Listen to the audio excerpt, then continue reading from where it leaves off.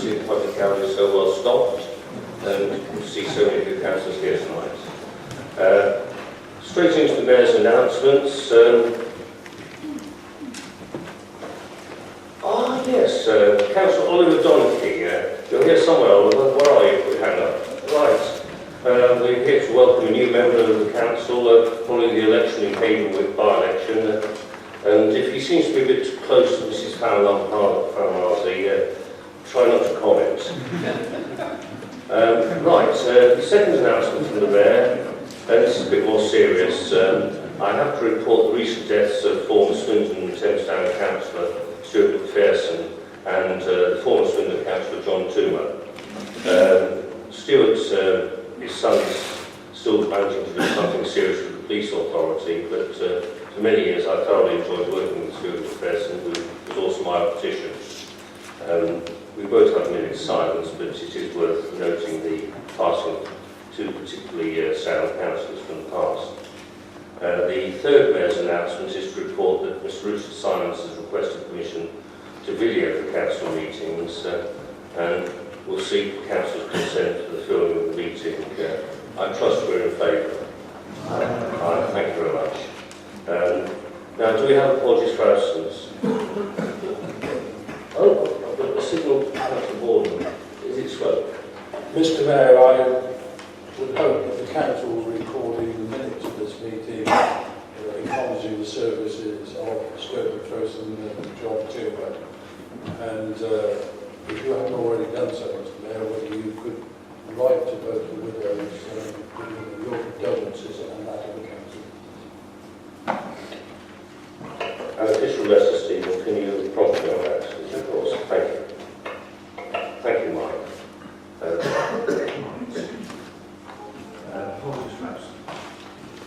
Thank you, Mr. Mayor. I can confirm the following apologies from Councillors Richard Irving and David Wood. Thank you. Do we have any communications, Chief Executive? Nothing to report, Mr. Mayor. All quiet on the Western Front. Right, I believe that takes us on to minutes, pages 1 to 10. So I'll further sign the minutes of the council meeting held on the 18th of July.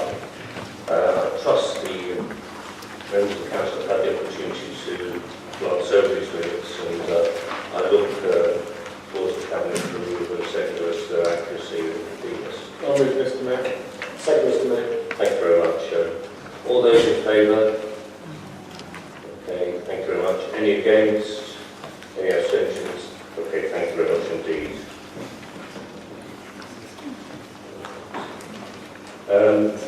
Standard item 4 on the agenda, declarations of interest. If you can see now any prejudicial or pecuniary interest that might occur in the succeeding meeting. Councillor Nassau. Mr. Mayor, can I hands going up all over the place. register a personal but not prejudicial interest as a retired member of Youth? Am I to take it that all the hands currently up are either current or retired union members? Mr. Mayor, it's not simply that I declare a pecuniary interest in respect of my life membership of Unite, my union, and my membership of the Labour Party. Mr. Mayor, I also declare a pecuniary interest as a member of a trade union and the Labour Party. Yes, I think we'll work along the top, come down row by row there. Over to your deputy. Mr. Mayor, it's the same. I declared a pecuniary interest as a member of a trade union and a member of the Labour Party. And I declare a pecuniary interest as a member of the Labour Party.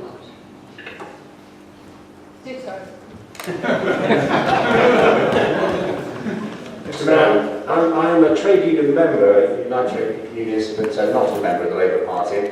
But I am also a customer of Thames Water, and currently actually I do own my water rate, so therefore I do have a community interest in actually one of the motions on tonight. And I also have a interest in the motion about the water bill. Pecuniary interest as a member of Unison and not a member of the Labour Party.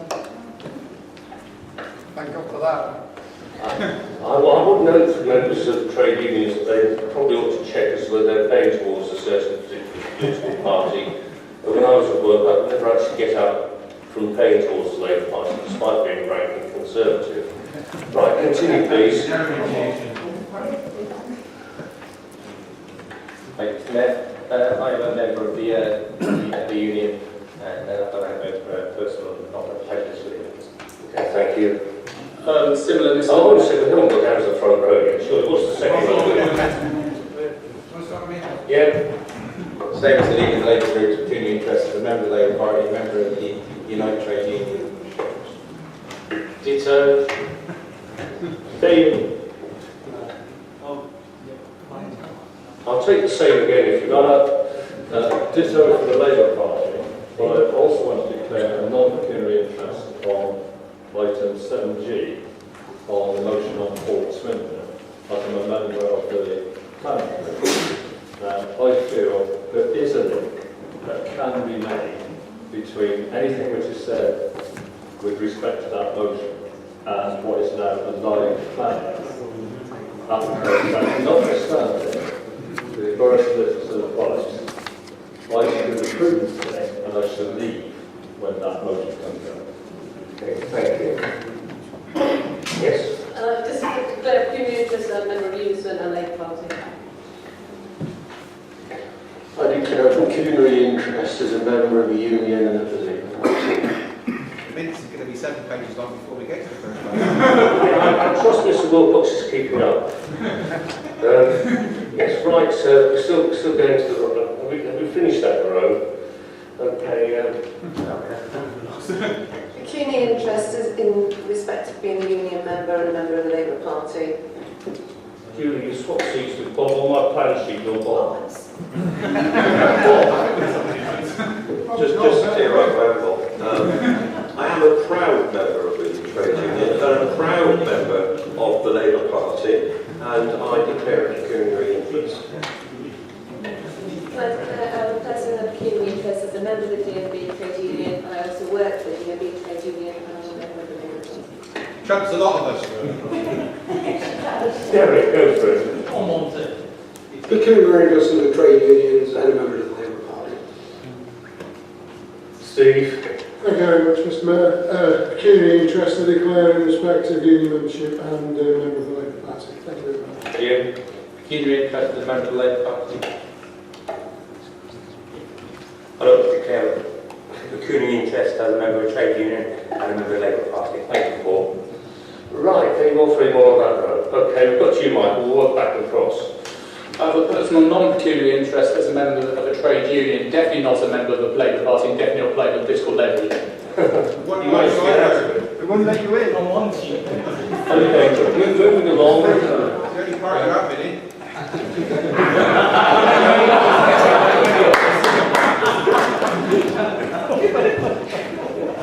Okay, Joe. Pecuniary interest, I should be in equity, I think. A pecuniary, with the Athens bill, pecuniary interest of the Labour Party and an trade member, pro-rep trade member of the 5 Ks Union. Thank you. Pecuniary interest in the trade union and a member of the Labour Party, and also 7G, the motion on Forward Swindon. Okay, sorry to miss you, Julian. No, not a problem, Mr. Mayor. Can I declare a pecuniary interest in relation to motion 7C of the trade unions? Yes? Okay, Teresa? Pecuniary interest in the unions and of course in the Labour Party, and 7G is a member of the Labour. Anybody on the front row? I mean, I don't mean is there anybody on the front row? Oh, the customer turns water. I don't think it's pecuniary. No, it's not. No, that's been a waste of time. Right, Just to clarify that, Mr Mayor, so far as the Thames Water is concerned, my view is that as you have the same interest as the majority of other residents in your ward, you don't have a personal interest and therefore no pecuniary interest, sorry, non-prejudicial interest, and it is not on the list of those disclosable pecuniary interests either, so it is a matter for the members of the Andrew and then Rob. Yes, I have actually received a written statement from Mr Taylor, and I do not know precisely what his judgment is about the existing motion regarding the discharge achievement. and as distinct from that, an amendment would be proposed. Therefore, the amendment I feel relatively comfortable with, but I would like to be sure whether or not Mr Taylor has given a firm statement on both the motion and the amendment. On the Thames Water?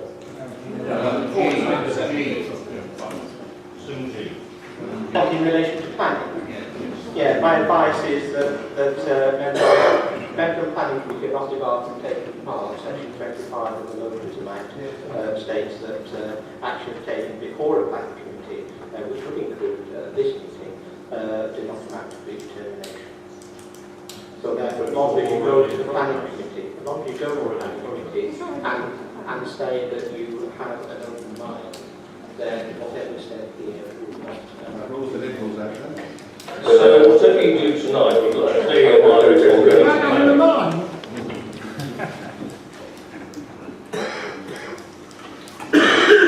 Nevertheless, if I may, on the same subject, on G, I am a main member of the planning committee. I will make my mind up on the night, but I will not take any part in this debate. I will remain in the chamber, but I will not take part in the debate itself. Thank you very much, everyone. I trust that helps us, Stephen.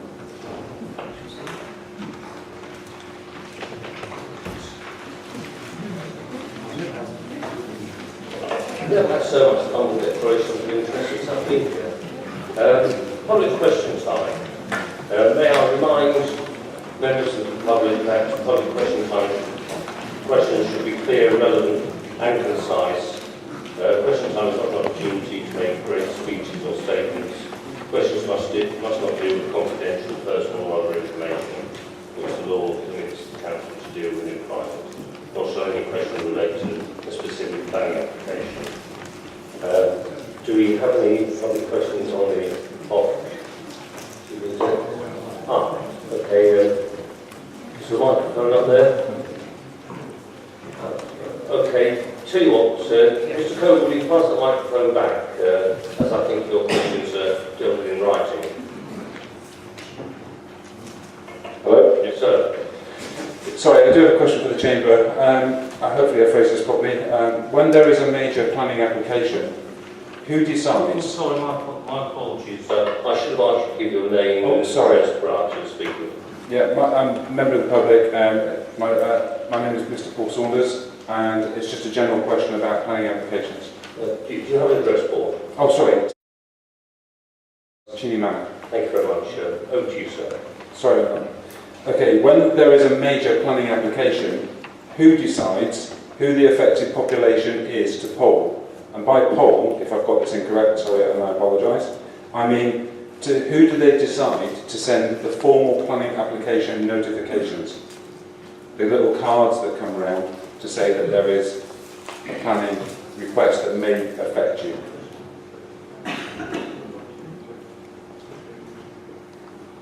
Would the lead member for planning care to... He's pulling up and down here. Yeah. Oh, sorry, I'm not too. I think it does vary. I think no, I might have to defer to Dale on that one because it does vary. So, Dale, do you have a better knowledge on that one? So, thank you for your question, Mr. Saunders. I'm sure you get a full written reply with the various bits of criteria around it. It does vary depending on planning application, but as a rule of thumb, when it's a household application, it is the neighbours in the immediate vicinity, often within 100 metres of a property, which receive a postcard of the notifications, and it is common practice that the ward councillors will receive the postcard as well, and it's also posted in the members' bulletin and in the Swindon Advertiser as well.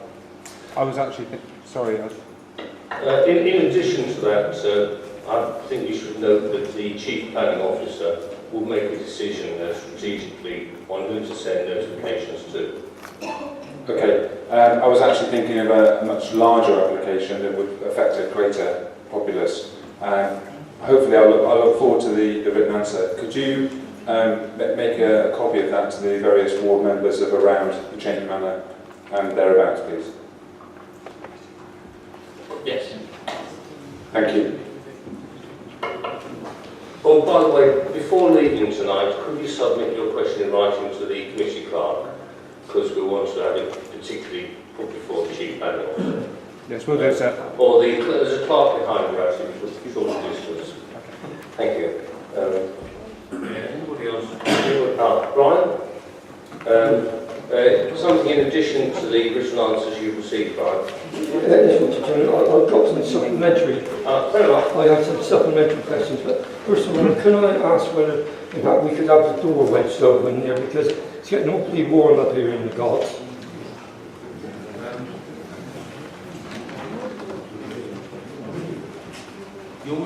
Your wish is my command. Thank you. To save some of us getting in a state of nudity.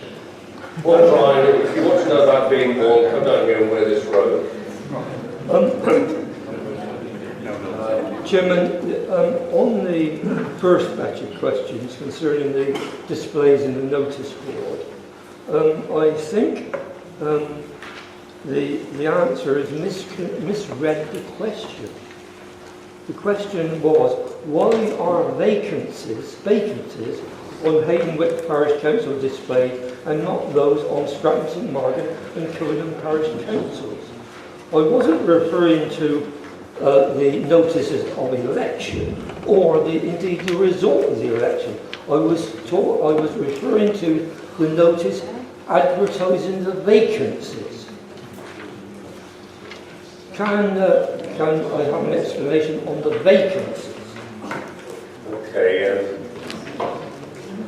we'll do a written reply based on that.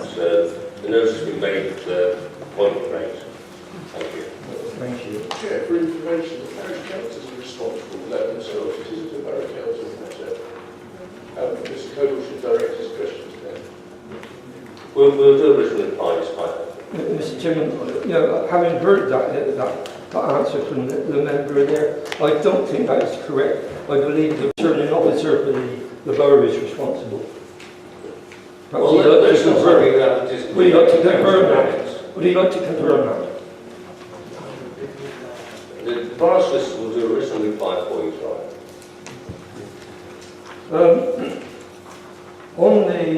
Thank you for the answer to question 2 regarding the removal of the pedestrian crossing at Euclid Street and Theatre Square. Are the council satisfied with the safety in the short term? Because I find it rather difficult, being less nimble than I was, to cross that particular area while there is no light control crossing there. Can I have some assurance that in fact some consideration will be given in the short term before the lights are reinstalled there to ensure safety of pedestrians? Point of order, Mr. Mayor, before you ask someone to respond to that, I haven't myself got a copy of the response given to Mr. Coble, and in fact, it looks like the question he's asking is what I was intending to ask someone who joined the meeting tonight to the lead member, and so therefore a copy of or the lead member would read the original answer, and I've just checked my papers unless I've missed something. I would appreciate the actually giving the response now so we all know what's going on. Anybody wants to keep up with this, we have the supplemental papers and item 5 public question time, pages 1 to 4.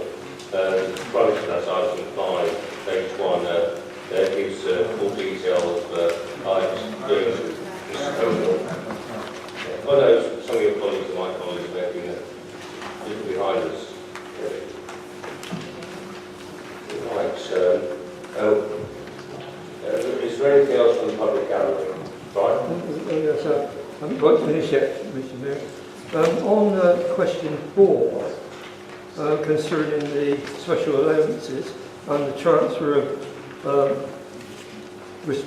borough council responsibilities in parish areas, can I ask what happens if any parish council does not have the financial or other resources to take on those functions?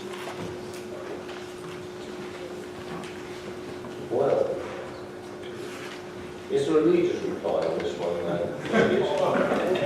Or a cabinet member possibly? Well, Mr. Mayor, it's a matter for parishes to levy a precept as they see appropriate and manage their own affairs. That does seem to be the immediate answer, Brian. Well, it doesn't really, because the parish councils, at least my own parish council, is being asked to take on a 99-year lease. Now, it hasn't precepted for that in the current year, and if it has to precept for future years for 99 years. Now, if we do not feel we have either the financial or other resources to fulfil those commitments, my question is, what happens? Does the Borough Council retain those responsibilities or not? Or are they just going to leave the particular plots of land derelict? Mr. Mayor, I understand that the parish council voluntarily take on this 99-year lease, and therefore I presume that they took into consideration all of the financial and other commitments that they've been making over that period of time. I believe the clerks of the parish is on a couple of rows above you, Brian. You might discuss the item with him in a few moments. I'm quite happy to answer anything if you want on behalf of Strathmore Parish Council.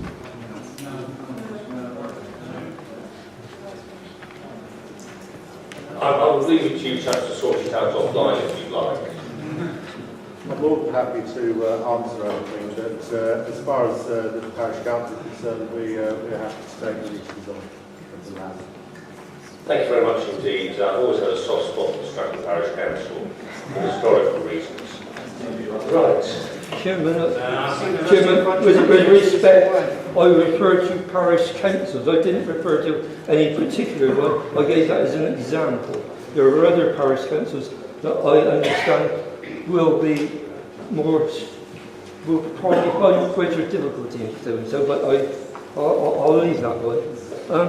On the other question concerning the working group investigating the digital city, the Wi-Fi issue, again the leader has referred back to the Scrutiny Committee. Now I understand that the Scrutiny Working Group, by reasons of shall we say, the limitations of their remit in considering this, were not allowed to consider the former Deputy Chief Executive's report. And I'm asking the reason why they weren't allowed to. That's the question. And I've got a further supplementary question to ask you after that too. Mr. Mayor, this is a matter for the Scrutiny Committee and the Chair to set their own parameters around anything they want to investigate. So I'm not in a position to answer that question. It's a matter for the Chair of Scrutiny. Thank you, Leader. To clarify the issue, there is work is in progress. It has been slower than we anticipated. I'm hoping that we will receive a report on the issue before the end of the year. One of the biggest stumbling blocks has been able to read the final wording of the report, which I think was outlined on the Scrutiny Committee on Monday. Chairman, the last question, and you'll be glad of that one. Yeah. Has any council member, officer or council partners, either present or no longer in office, been interviewed by the police in connection with the Wi-Fi issue?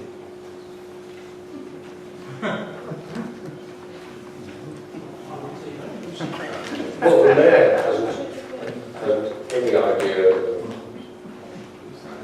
an answer to that question. I don't know if anybody else in the chamber would have. But it's a very interesting question, Brian. I'm afraid that I can't offer you anyone who will give you I suppose there's some questions directed to me, Mr. Mayor, as it's a scrutiny question. As Chair of the Scrutiny Committee, I am unaware of anybody at Swindon Borough Council, either officer or member, that has been interviewed by the police in connection with the Wi-Fi project. However, that is my information as I know it. There may be people that I do not know of. As far as I'm concerned, I know of nobody. Thank you very much indeed for that, Kevin.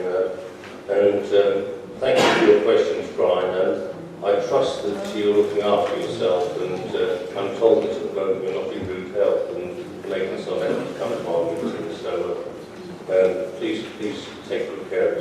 That's very kind of you, Chairman. I can assure you I am getting better, and you will no doubt feel the result of it. Well, thank you very much for that. I can tell that those speeches appear to have lost a little bit of weight. Anyway, I close public questions now. Thank you. Mr. Mayor, I didn't have a question on Sorry, Labour Leader. Thank you. Just on Mr. Coburn's last question, is there not an opportunity for anyone that has been interviewed by the police from this council to declare it now?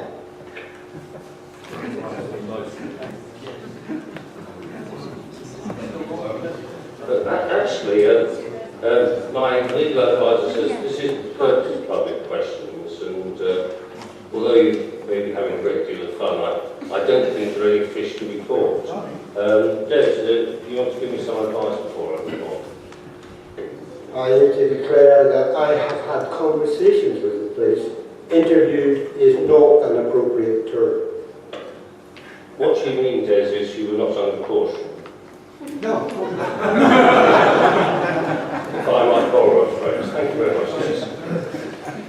Right, golly gosh, the excitement so far. I think we're getting to minutes for confirmation, are we, Barchester? Right. Item 6, minutes for confirmation.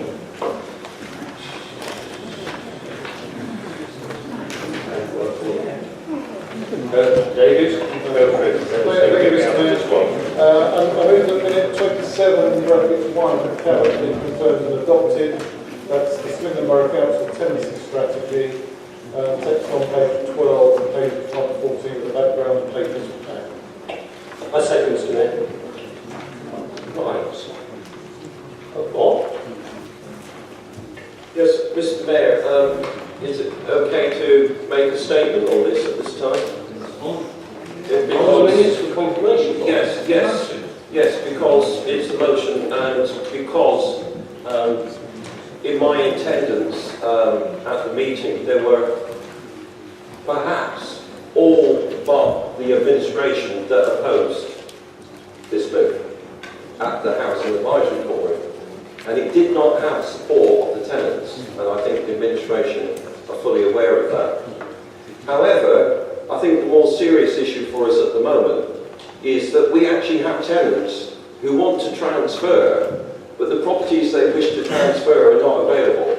And the more serious problem behind that is currently we are not building homes that are affordable, accessible to the degree to satisfy that demand.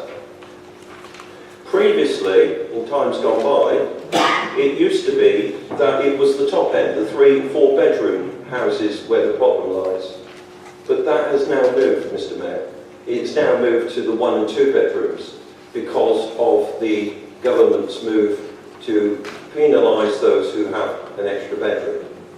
So as a consequence of that, not only do we not need this policy because it creates uncertainty where it's not necessary, the current demand that we have for housing makes this policy almost irrelevant to the intended outcome, because we have just passed through the antisocial behaviour policy, and because we have already a punitive means for those who have an extra bedroom, which will then bring revenue back into the council.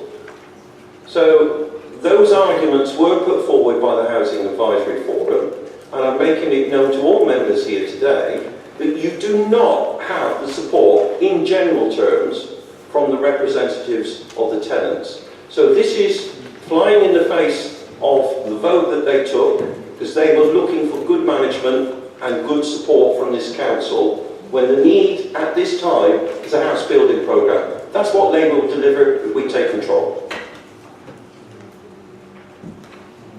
Thank you. Are there any other speakers? Would you care to? Just further to what was just said by the previous speaker, if we are, which we are, short of the houses that people in large ones wish to move to, I'm slightly concerned with 7.2 about reviewing the tenancies.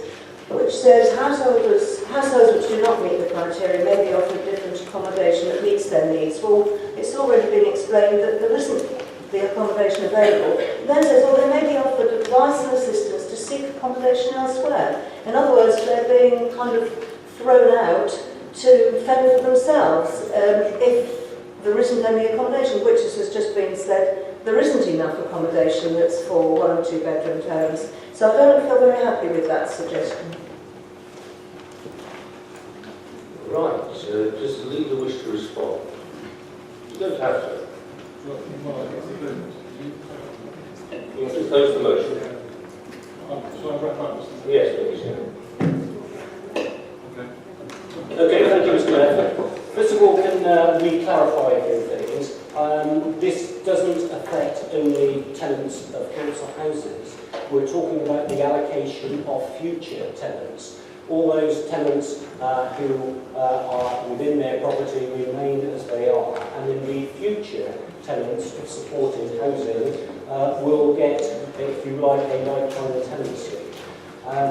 If you put it in perspective, that I believe something like the average of a council tenancy is about 7 or 8 years. And for a family, what this is suggesting is that we're going to give a 10-year tenancy. So this is not a very short-term process. We're taking a long-term view. But, you know, we have spoken in this chamber, and I think the opposition groups have spoken tonight about the need to take action because there is a shortage of affordable housing, and this is a positive step forward in that respect. And I just remind everyone that the Chancellor in his spending review put another £3 billion into the housing pot to increase the number of affordable units. So, you know, I think there are a lot of positives to this, and it will help more vulnerable people, enable them to get additional units. And on the issue that we have no small units, well, yes, we do have small units, and if you look at the figures, I haven't got them here tonight, but if you look at the figures, there are a significant number of people who have traded down from larger units to smaller units during the year. So I think there are some very positive things that are included in this paper. None of us like change, but we need to move forward in the interest of those who are on the waiting list and who are in genuine need of housing. Thank you, Mr. Mayor. I could possibly take Councillor Moffat and Councillor Heenan now, but in fact our surely should not. I'll ask Councillor Reynolds to wind up. Thank you, Mr. Mayor. I think Councillor Matic has covered most of the points I wanted to cover, but I just want to reiterate that this is a strategy covering the principles for allocating social housing into the future. Therefore, it's going to affect new tenants or those who want to transfer. If I can draw attention of Council to section 4, it's about this strategy is about making a positive contribution to the way that we use social housing in Swindon, not just council housing, but social housing in general. And there's a set of principles there, which I find it quite, I would find it difficult to disagree with, because it's about allocating accommodation to those who are most in need and those groups for whom we feel should be allocated accommodation. So I'm more than happy with the strategy, and we'll move the council support to Mr. Mayor. Thank you. So let me see the vote. Those in favour?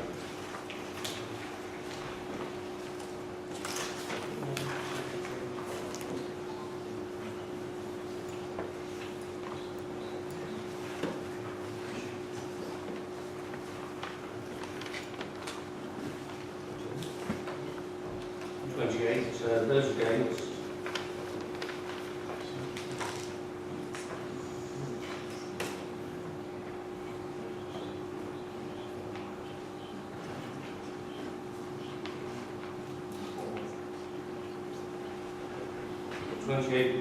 Twenty-eight, 24. Abstentions? Okay. Thank you, Sam.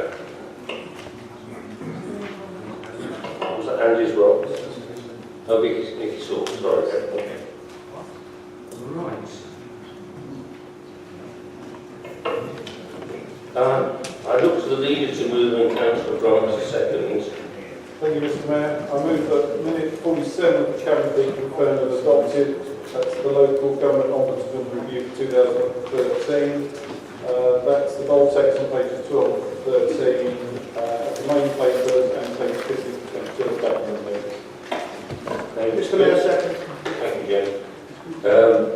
I move straight to vote on this one. All those in favour? Okay, thank you very much. Any against? Any abstentions? Okay, super.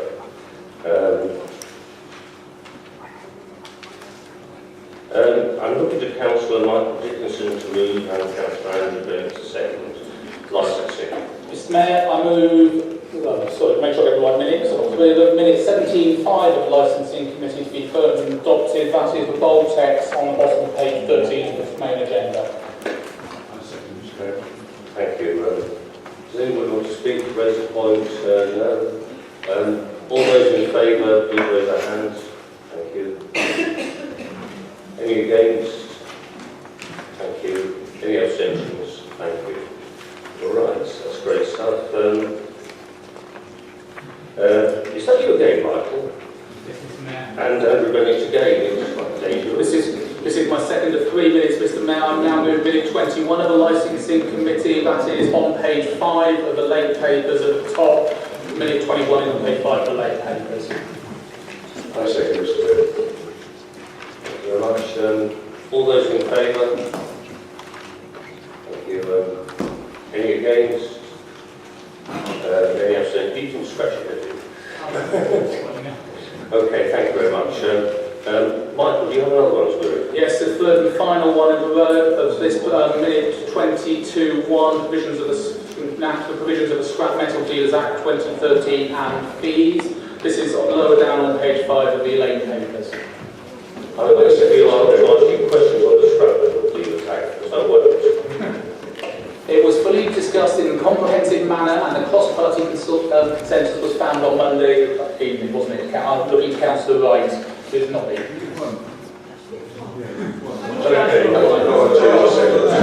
Apologies, Councillor Bob Wright. I can tell the difference, the hairstyle gives it away. Thank you very much.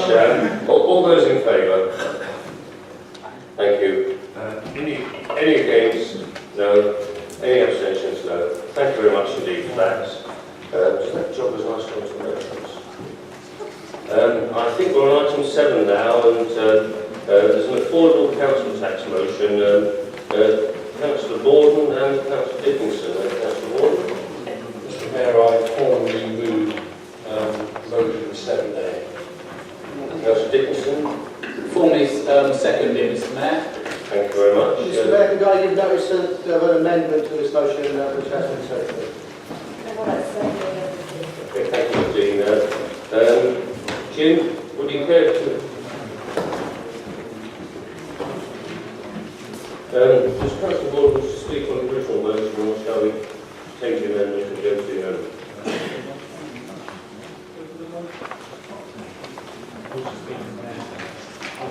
Okay, you wish to speak to the Mayor second. Okay, we're expecting the amendment. Okay, thank you, Mr. Mayor. I'm sure all members of this council will remember the recent election and success of Councillor Donaghy.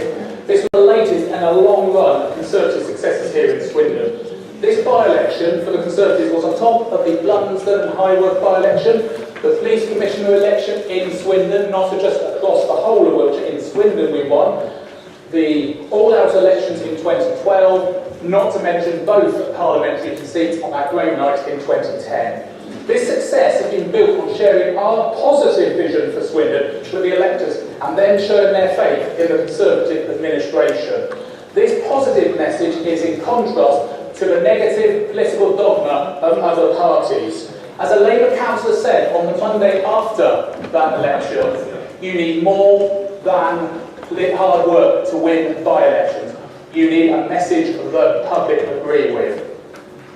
We are here and because of the hard work we have done. We have done numerous successes. I will list some of them. There have been many. We have fixed the crumbling schools. I've been on this council for long enough. Yes, councillor Small, mind you, I may be in a different political persuasion, but I've been on the council long enough to remember the inheritance of £65 million worth of crumbling schools we inherited from the Labour administration. Labour are still bickering about fixing the balance sheet, not finding a solution to pay it. We built the Central Library. Other parties may claim to have had plans.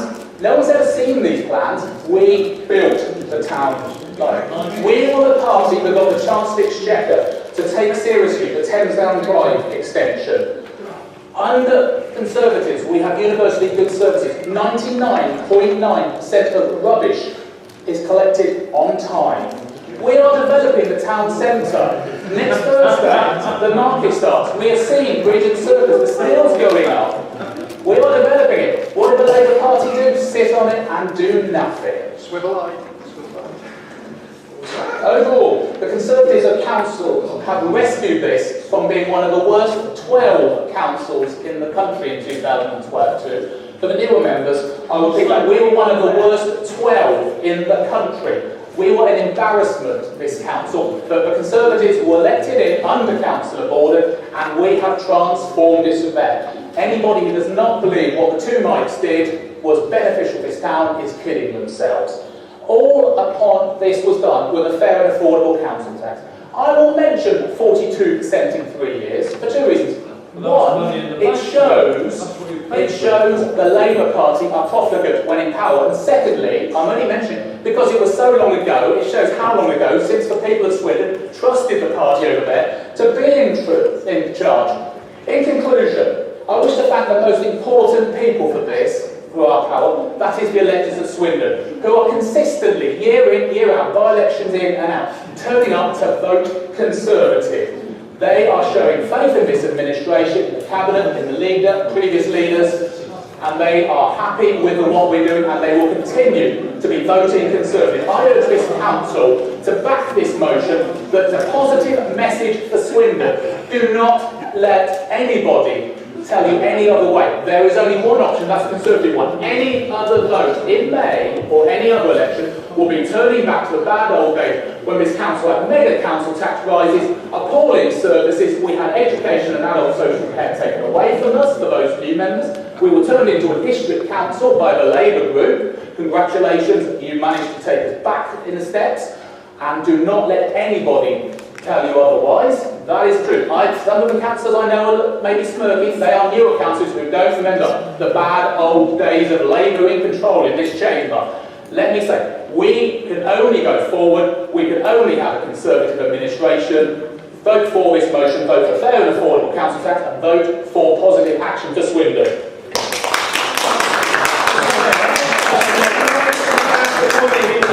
Does Councillor Dickinson have an equity card? I don't need to act on, that's the truth. Michael, I don't think that was a practical or sensible question, Councillor Wright, and I think you ought to learn a little from the lady Pure Right. I look to the Leader of the Labour group who might want to move an amendment, who might want to speak to it. Yes, thank you, Mr. Mayor. Frankly, I spent quite a lot of time being criticised by both officers and Conservative councillors during my time as leader for bringing what is termed political motions to this chamber. I've never brought one as blatant as this. This is, and I understand that the Conservative group are not going to support our amendment. And our amendment, what it does, it welcomes council. Oh, Jim, could you move the amendment first before you cut? What's the worst of the amendment? Yes. Are you aware of how this works? No. Oh, Mr. Mayor. Well, God, remember who's in charge. I might actually prefer you to tell me what your amendment is before you kick in. Maybe not professionally. Just before you started the debate, I did declare that we had an amendment which was circular. I haven't got it in front of me. Right.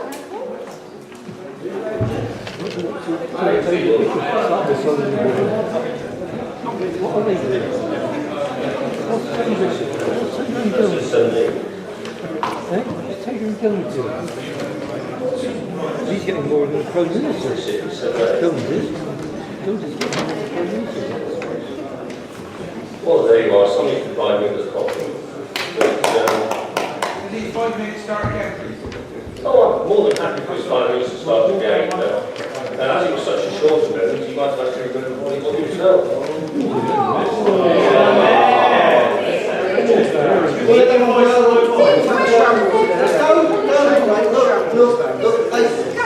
This whole agenda is rigged politically. It's all it's a pathetic attempt.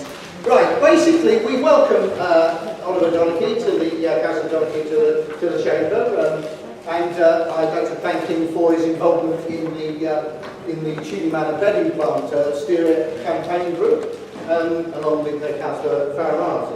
Very grateful for them to do that. As I say, I'm a bit shocked that the administration, the Tory group, are not supporting our amendment, which basically takes the politics out.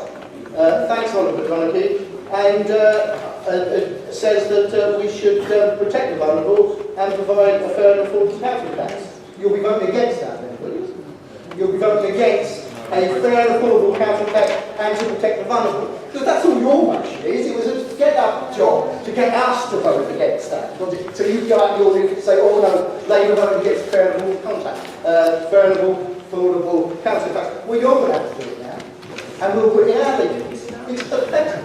This is pathetic. And Councillor Dickinson gave a long list of things that the Conservative council has done in power. So I'm on a ban, because we have a political debate, this is what we wanted, to point out one or two things that you've also done. You've got a £93 million debt. You wasted £400,000 of council taxpayers' money on Wi-Fi. You wasted £300,000 of council taxpayers' money on a superfluous housing budget.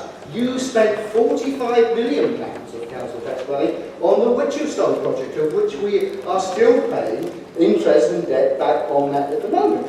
You spent £15 million on a car park in the middle of town. Nobody wanted, and you're knocking down other car parks to make way for it.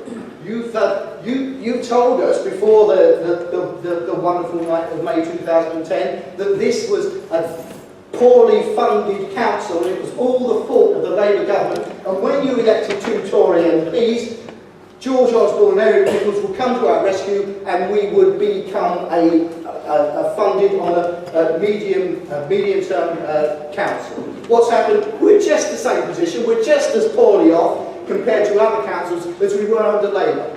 Where are the motions? Why aren't we writing to the Minister of State, which we always did under Labour when we had a Labour government, asking why we were so poorly funded? We're exactly the same position now compared to other councils. Not once have we brought a motion forward now. It's pathetic. Other things that you've done, town centre regeneration, joke. Council house building, joke. Youth unemployment was a joke. You cut children's centres, you cut bus routes. People of Swindon are 50 quid worse off a week than they were prior to this central government coming to power.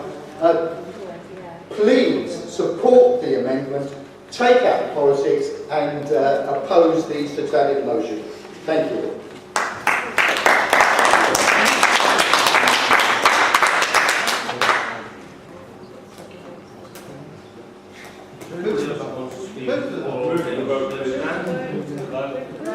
Thank you, Mr. Mayor. I'll be very quick. I mean, obviously, this is a very political motion. I mean, these sort of arguments should be left actually for the mayor elections in truth. Doesn't everybody agree with that? You don't want another 7 months of political motions to cancel. It's just a waste of time and is not the venue for it. And then I was almost inspired to put a motion about the tie of Nick Clegg, because I've noticed it's either blue or red and never yellow. What's the man doing? We should have a motion about it. It should be yellow.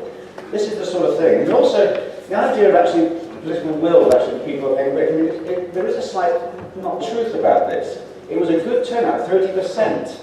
But that is not a totality of all the population there. If anything, I'd see this actually as a way of actually putting forward the idea of actually improving actually the election turnout. And we are going to miss an opportunity because we actually have local democracy week on the 14th to 20th of October.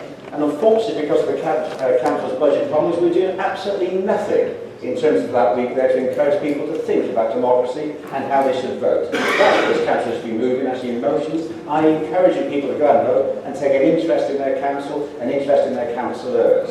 That's the things we should be doing, not debating about left or right-wing policies, but who's the best, or an ego trip like this motion, and therefore we will be voting against it, and supporting the neutral amendment that actually Jim Granton moved, which is actually just saying, welcome to Councillor Donoghue. And the great thing about it is, I do realise he has a sense of humour, because he has seconded the motion about the trade unions, so he must have a sense of humour. Thank you very much. Thank you, Stan. I'll now take Nadine Watson and I'll ask Councillor Vaughan to wind up on the you do your. Okay, fine. Mike, would you? Thank you very much, Mr. Mayor. I'm asking Councillor Vaughan to wind up on the amendment. Councillor Watts, give you all from speaking. Yeah, thank you. There was confusion on the top there. Thank you very much, Mr. Mayor. I will make much of my reply to the original motion. All I can say is to the members of the council, and particularly to the Conservative members of the council, I recommend that you vote the amendment down.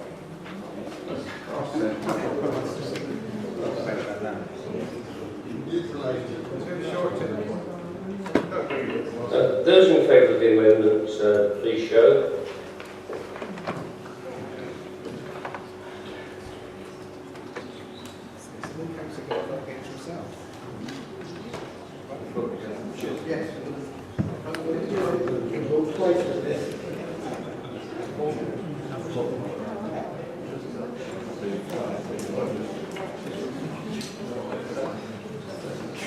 Can we show again, please? You can't count. 27. Look like Two hands up this time. That'll be Juno. I have.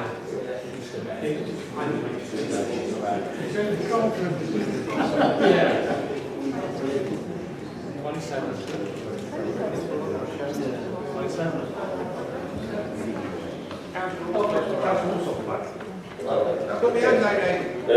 The director of Royal Down happy with these numbers, 27.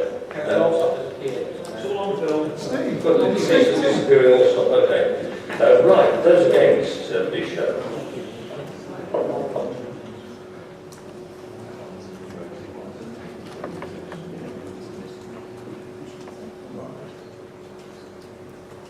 It's nice to see them wasting taxpayers' money and officers' time.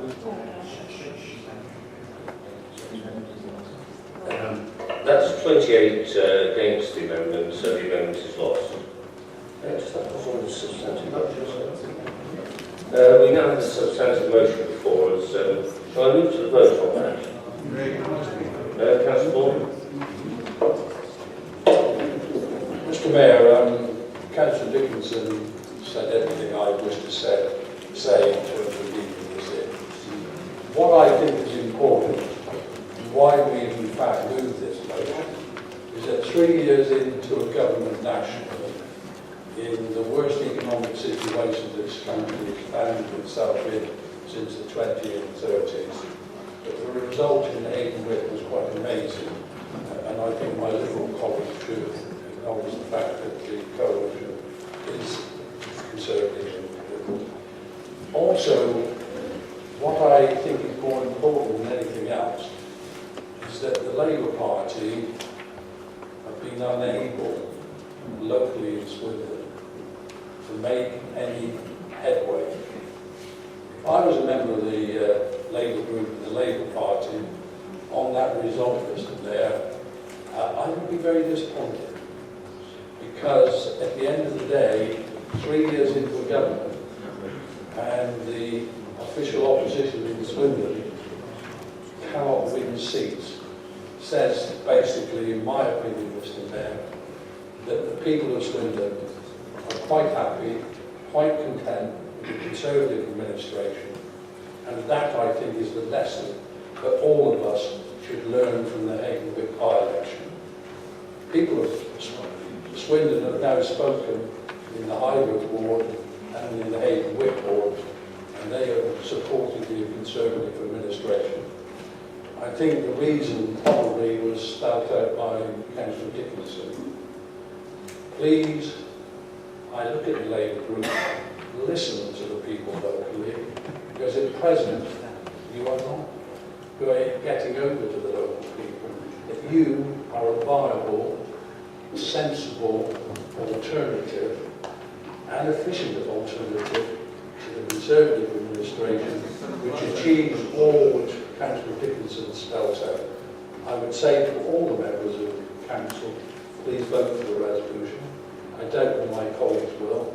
I look at the Liberal benches and say that it is your coalition government that is in power trying to sweep up the problems which the Labour government left, and I could go on for ages on that, Mr. Mayor.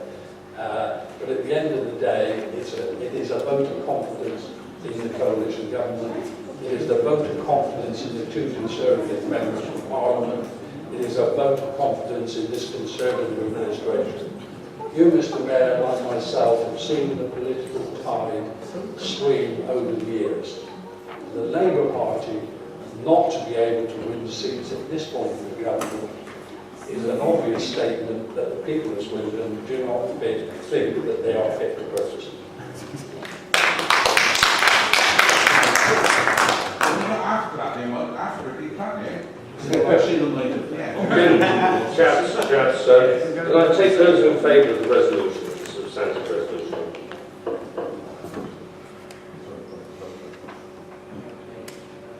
Uh, 28. Those against the substantive resolution?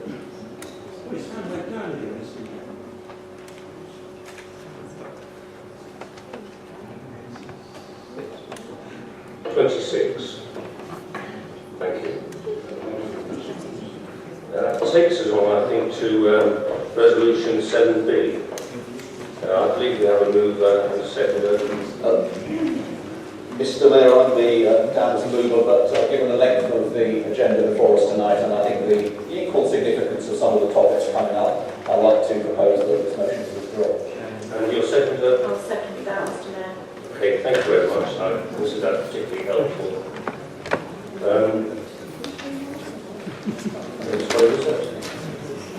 Has Council agreed to that? Aye. Thank you. Splendid.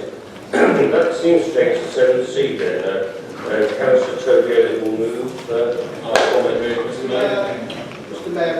Yes, Councillor. I'd like to make a statement at the beginning before this motion.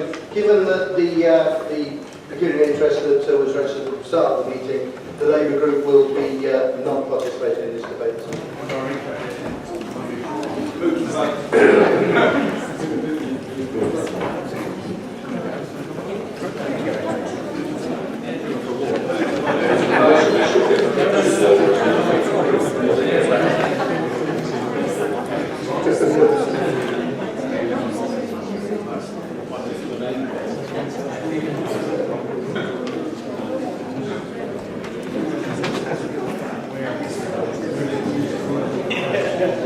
Cindy, are you going to stay with me tonight watching?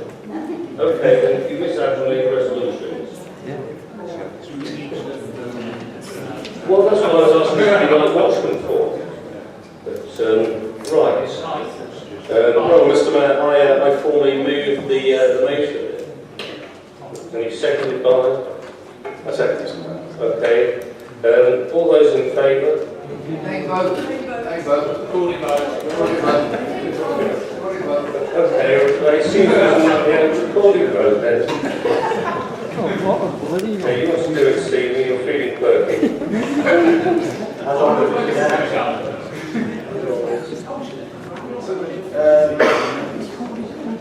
I will read out the names, and then obviously when the vote is recorded in the minutes, it will show who had declared a proposal for pecuniary interest, and then has left the room. Councillor Juna Bali. Point of order, Mr. Mayor, if I may. I believe in standing orders you only move to a vote once there's been sufficient debate on an item. I don't think there's been any at all. Yeah, I was feeling rather chirpy in terms of being hello debate, but perhaps. Well, Mr. Mayor, the movement second desperate to speak. Have you long and wonderful speech? I have a speech if you want to hear it, but. Yes. nobody up here is interested, so you know, Certainly, as you're so young on the council, let's have your speech.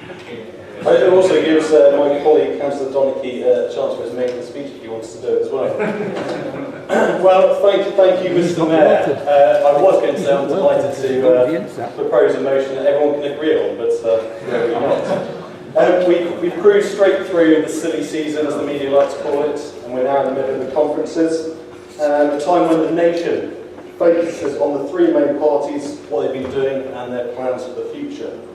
So maybe for the first time in my life, I actually felt sorry for my friends on the far left of the council chamber who aren't here. Their entire conference in Brighton was overshadowed by not just one thing, but two. First of all, they had the restructuring of the union links with the party, which obviously we were here to address in the motion, but also Damien McBride's memoirs. So whilst some members of the party were gurning on stage, hoping to catch their leaders or the camera's attention, all the media wanted to concentrate on was the fallout between the Labour Party of old and the modernising agenda put forward by Ed Miliband. Any organisation, whether in the public or private sector, needs to reform as it grows in time and size. My own party has been in existence since 1834, and whilst many might like to portray otherwise, we have changed in the last 179 years. Now, the next thing which the Labour Party are here to hear is that I actually broadly support principle of unions and what they're there to try and achieve. Back in the early 19th century, workers from across the country organised themselves into trades unions to fight for safer working conditions and better pay. It was a time when many individuals came together to campaign for many individuals' rights. Over time, this core ethic has been diluted. Fewer and fewer union members vote in ballots and elections, with a minority, the union bosses, earning large pay packets to put across their own political will and not that of the majority of members. The Labour Party was formed by the unions, so it's probably fair to think, when it was formed, that the majority of members of unions wanted to also be a member of their political party. But over 100 years later, and things have changed dramatically. Now, I've gone around schools across the country, and I know that the children and teenagers coming through our education system are the most switched-on generation when it comes to politics than any beforehand. Just like many others across the UK, they no longer belong to the old left or Mr. Mayor, right. if you'll excuse me, I'm being to chambers. Thank you. Good. Thank you very much. The old left, right, or even centrist factions. They look at every proposal put forward by political parties and make their mind up at the ballot box. Which is why so many young people voted for the Liberal Democrats in 2010. But I won't stay on that. So what are these reforms?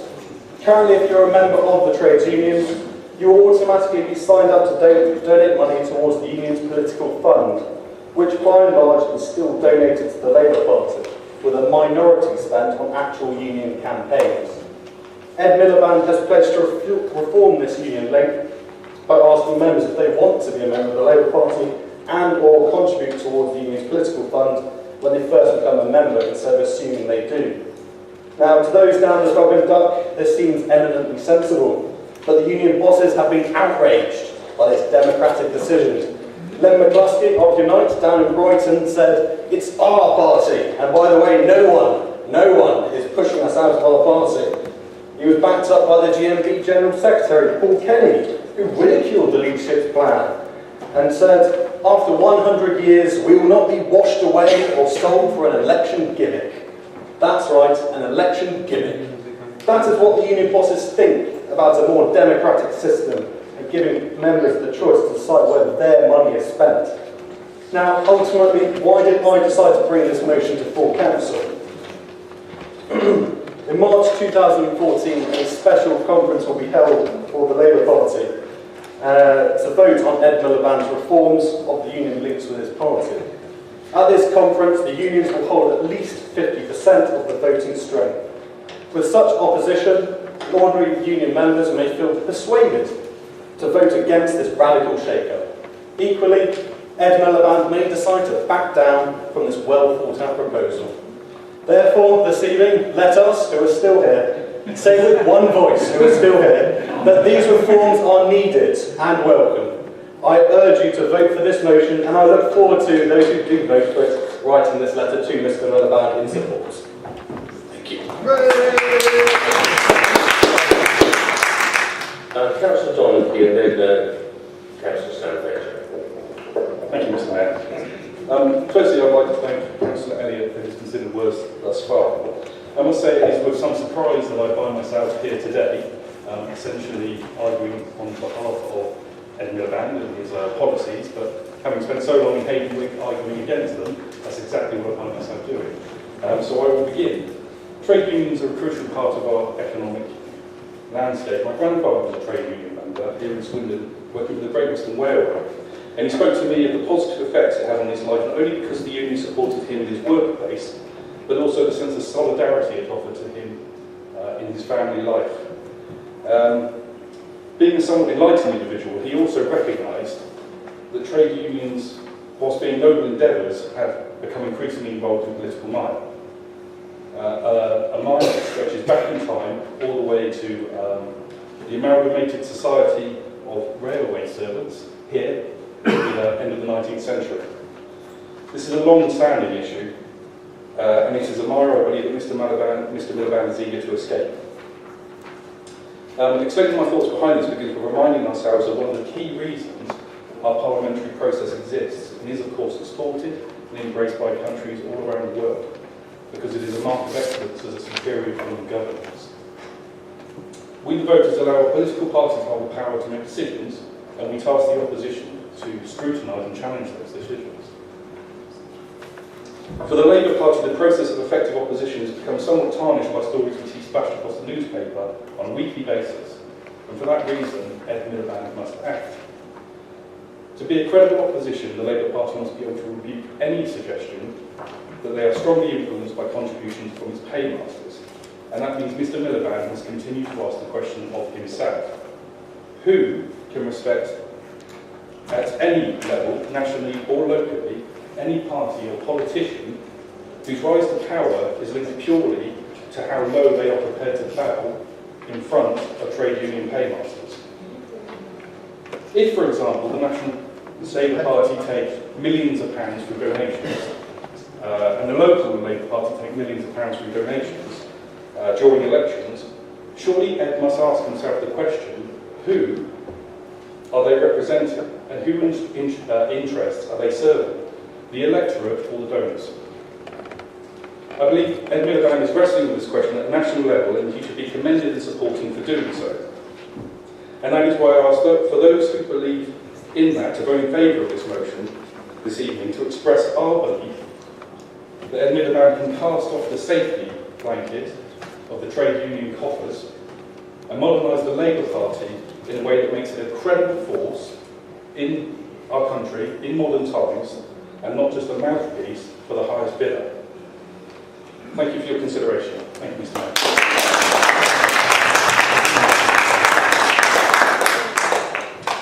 A little long, but there you go.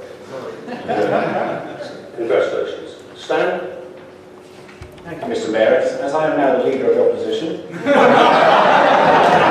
You've been waiting years. I've waited a long time for these moments, like I might moments has come. But unfortunately, I find this is a strange motion, because if anything, I would say the unions have not got their money's worth out of Labour. They give 77% of all the money that Labour receives comes from the trade unions, but yet, what has Labour done for the trade unions? It has never reformed the Margaret Thatcher reforms of trade unionism. Do you remember how actually much that started a complete war with the unions? And yet Labour never changed any of that, those changes that Margaret Thatcher made. So they have not done a good job for the unions. I use the example of Falco. Under Falco, there was actually this accusation that Unite had actually fixed the election result. Well, there was an inquiry into it, and there was no proof of any fixing. Yet, did the unions get an apology from Miliband? No, they didn't. He did that as a reaction to actually the press, and actually he was very much a media man. Remember the resolution actually about the idea of actually going to Syria? Suddenly, when he felt that there's actually an opportunity there, he changed his mind. He let Cameron down, he let the Democrats down. He changed, because he is very much a media person. He goes with the way that people seem to be thinking. And again, you see that all the time. So I don't think the unions are getting a good deal out of the Labour Party. And in fact, actually, in recent times, actually, Liberal Democrats' donations by individuals are 3 times those that Labour receive. So there's a monster of way of actually about habit. So I don't think the unions are getting a good deal. So I will vote against this resolution because I don't think we have a role in this either. This is very much a Labour thing. I feel unhappy to actually support this. So I see the only reason for this motion actually arguing encourage me to write. There are lots of people encourage me to write, but sometimes I don't. So you can encourage all you like, but I may not do it. So I do not back this motion because I feel it is actually playing to an empty house, as we can see on my right, not necessarily my political right, but my right side of stuff. So in truth, it's a very strange motion and a bit of humour as well. It hasn't gone down completely well. But no, we will not be supporting this motion. Thank you. Thank you. Councillor Dickinson and then Councillor Holland. Thank you, Mr. Mayor. Finally, Councillor Ward. I'd like to firstly congratulate Councillor Donaghy on his maiden speech, and I hope he makes many, many more in this long-term chamber. I thought I would speak as one of the very few trade unionists left in this room, and definitely not about. I can't wait for a trade union to be linked to Labour Party to be reformed. I think a lot of the trade unions will quite like it, senior trade unions quite like it to be reformed, or sooner rather than later, because they're definitely to the left of the Labour Party, almost following on what Councillor Pajak said. But I don't see a contradiction in being a trade unionist and a Conservative. If you don't go on the political marches and whatever, but I don't see there's any contradiction in being a Conservative and a trade union. So I cannot wait for this motion to be enacted. So I would urge every member of this chamber who's actually eligible to stay in the chamber, not storm out. And it's been a long time since the Labour group has stormed out, about 12 and a half years. So I'd like to urge all of us remaining to vote for this amendment. Russell. Thank you, Mr. Mayor. I'm going to explain why this motion is an important one for this council, and the reason is democracy. Democracy matters. I've long been of the opinion that the Labour group have been totally inadequate as an opposition. They don't have any positive things to say. They don't propose alternatives. There are times I've looked at the Labour group locally and almost felt sorry for them at their lack of ability. This has been borne out by the election results. And I've also thought the same thing nationally. In the interest of fair play, you need oppositions who will do the right thing. Ed Miliband is trying to do the right thing. And we as Conservatives are supporting him. In my first job out of uni, I joined a union group because they negotiated pay and benefits, and I thought as they were negotiating on my behalf, and I benefited from the negotiations that they did, I joined the union. I felt that was fair enough. But what's significant about this? How many times have we heard the Labour group criticise this administration about transparency, about not having the debate? And where are they tonight? On the most important issue of trade union funding, they will not even talk about it. And what is the pecuniary interest that they have? This motion says nothing about trade union funding, says nothing about the funding of Swindon Labour. It simply says that we support Ed Miliband's position on this. We support the right of employees to belong to unions and the valuable role they play. And we invite political groups to write to Ed Miliband. So what does it tell you when Swindon Labour will not support a motion that's seeking to commend their own leader? What it tells you is that there is a serious split between what Labour say nationally and what Jim Grant does locally, because he will not even talk about it. Is it because we don't know, we can only speculate? Is it because Swindon Labour actually believe in trade unions rather than Ed Miliband? Labour's parliamentary candidate could be in this room to talk about what he thinks about these things, but he's not. So when Jim Grant is invited to write to Mr Miliband to encourage him to continue his reforms, what is Jim Grant going to do? What we've seen tonight is that Labour have no ideas, that there's clearly some kind of massive rupture between Labour locally and Labour nationally, and that Labour have no interest in debating the important issues today. As Conservatives, Labour are so dreadful, we even have to step in to help them clean up the mess in their own party. Astonishing. We've had to do it with this council, We've had to do it with the country, and now we have to go and help Labour out with the Labour Party. And as usual, Labour have nothing to say, no alternative, not even in the room. It's the clear pattern we see over and over again. Thank you, Mr. Mayor.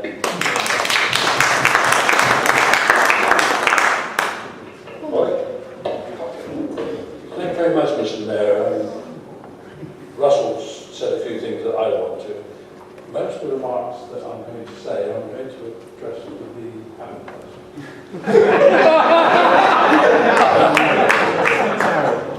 I think it's very apparent tonight, Mr. Mayor, of the close relationship between the Labour Party and the trade union. I understand why they've left the room. The questions I would pose to the advertiser is that how much money does the Labour Party get from the trade union movement to support its local government candidates and to support its parliamentary candidates, not only in financial help, but in my experience, when we come to an election, Mr. Mayor, the trade union officials, etc., take an active role in supporting the Labour candidates. So the question I'd like to pose to the reporter from the advertiser is, I think the people of Swindon would like to know how much the Labour Party gets locally and nationally, both financially in terms of money, but also in terms of help and support from the full-time officials of the trade union movement, both regionally, nationally, and their offices in Swindon Borough. He should have ruled that as well. He should address it to the mayor. I think it's probably a good time to take the vote. Should be addressing the mayor. Those in favour of the resolution? Oh yes, those are in fact recording, aren't we? Yes. Stephen, take it from the top. Thank you, Mayor. Councillor Junab Ali, Councillor Abdul Amin, Councillor Steve Alsop, Councillor Paul Baker, Councillor John Borman, Councillor Ray Borman, Councillor Mike Borden. In favour. Sorry? For. Councillor Bennett. For. Councillor Bishop. For. Councillor Bloom. For. Councillor Bray. For. Councillor Crabb. For. Councillor Dempsey. Councillor Dickinson. For. Councillor Donachie. For. Councillor Edwards. For. Councillor Elliott. For the motion. Councillor Ellis. For. Councillor Fanamazi. For. Councillor Foley. For. Councillor Friend. For. Councillor Ford. For. Councillor Grant. Councillor Haynes. For. Councillor Helens. Councillor Eaton-Jones. For. Councillor Keenan. For. Councillor Holland. For. Councillor Howard.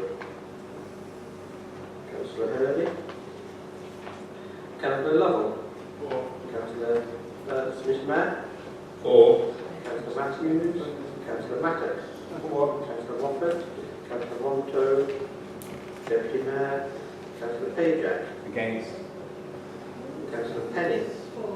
Councillor Perkins. For. Councillor Price. Councillor Renard. For. Councillor Richards. Against. Councillor Robbins. Councillor Russell. Councillor Sewell. Abstain. Councillor Small. Councillor Tomlinson. For. Councillor Trey. Councillor Wakefield. Councillor Nadine Watts. Councillor Peter Watts. Councillor Weininger. For. Councillor Williams. For. Councillor Wood. Councillor Bob Wright. Councillor Hugh Wright.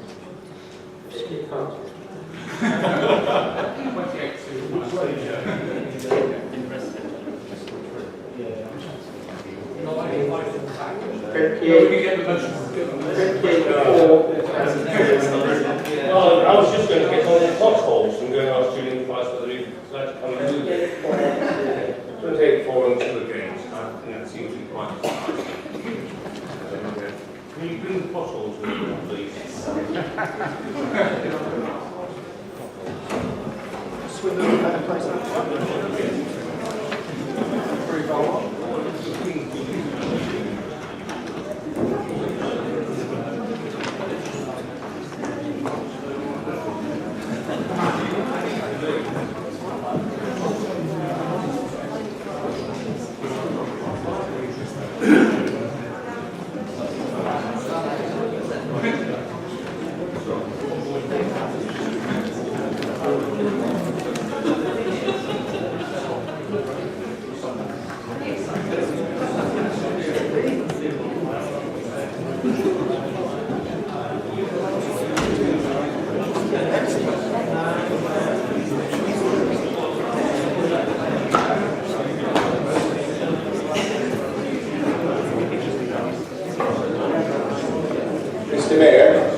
Mr. Mayor, can I raise a point of order, please?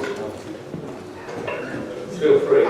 Can I ask the Borough Solicitor to confirm the exact wording of the reason why myself and the colleagues in the Labour Group left the meeting?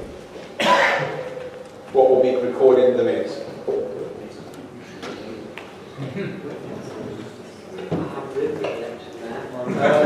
But the reason will be disclosure of pecuniary interest and due to whatever you have said.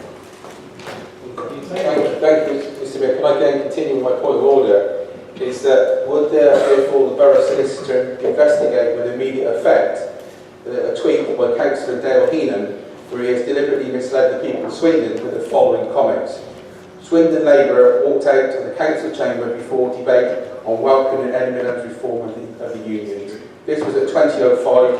He has clearly misled the people of Swindon because of the fact that we had to declare an interest because of our pecuniary interest we had. Under the law, we have no obligation but that to walk out. I would ask you to investigate that. Unless he's prepared to apologise. Well, no, Kevin, I'm not certain whether the contents of Twitter are pertinent to this council. So that goes to standards. Either the Borough Solicitor investigating, or I take it to standards. And I'm not one who believes in standards. Mr. Mayor, I'm quite happy to confirm the Labour Party did not run out of the room. They did walk out of the room, and it's a factual statement that the Labour Party did walk out of the chamber. Mr. Mayor, the Labour Party had no choice because under the law of the land, there's a pecuniary interest, and as councillors, we would have been in breach of the law if we had not left this chamber. And therefore, we abided by the law of the land. He has deliberately misled the public of Swindon. He should either withdraw it or ask the Borough Solicitor to investigate. It's a disgrace. Mr. Mayor, there's quite a lot of motive language, it's unnecessary, it's a factual statement. No, you've got it wrong, buddy. Happened to say, that's quite enough, thank you. I will leave it to the Borough Solicitor to sort this out in due course and come up with But I don't actually want to be told about Twitter in this chamber, as I've never used it and never considered to look at it. It's a legal document, Mr. Mayor. Thank you. Good night. Right. If you don't want to go on to the next item, please leave the chamber. Mr. Mayor, can I just ask clarification? If you want some due price, we wish to move Mr. Mayor, can I have a point of order? Point of order, Mr. Okay, Mayor. Kevin, please leave the chamber. Can I just ask a clarification? No! Clarification from you. Please leave. No, no. Okay, then retire. I'll retire. No! Understanding orders. No, no, no. I'm changing the next item. You have no right to interrupt. You don't want to use. You're not going to keep me quiet. Leave the chamber. You might think, right, the way you handled this meeting I tonight. will adjourn this meeting and may not come back until you leave the pub. Oh, that'll fix the vote. Another discussion. Come on, Dale. This is one out of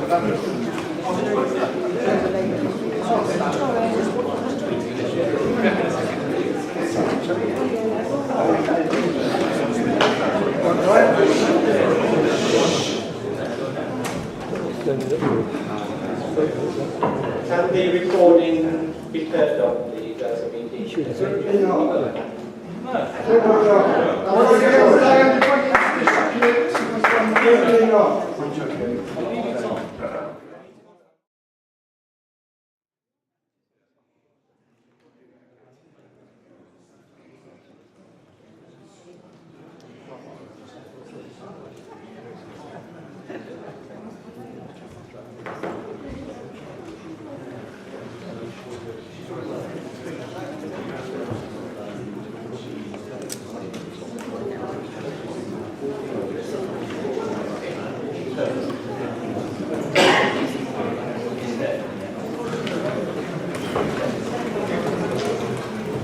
Ladies and gentlemen, would you please be upstanding and receive the worshipful the Mayor.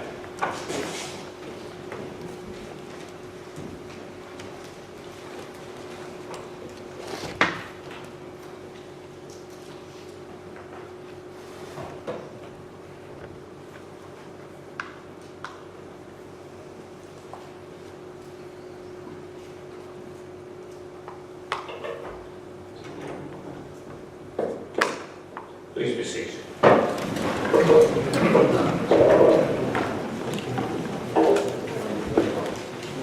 Councillor Price, would you care to move your resolution? Mr. Mayor, in view of situations and comments that we've had, I seek to withdraw this motion. Is that the consent of Councillor Grant? Yes, Mr. Mayor, if I may just have a short addendum to that. I know that we've had 4 amended motions to Labour Group motions tonight. They appeared before us at 7 o'clock.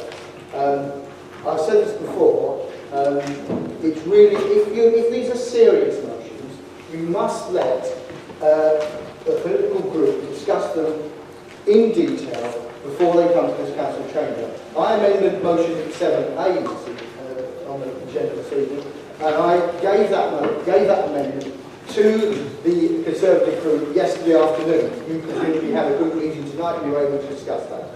We have not been able to discuss any of the amendments to our motions, and I was going to call for an adjournment now, but given what's gone on before, I won't be doing that. But I would just like it made aware that in future, if we are not going to be made aware of your amendments in time for us to discuss it as a group, we will be calling for adjournments to discuss them within the council meeting. Thank you.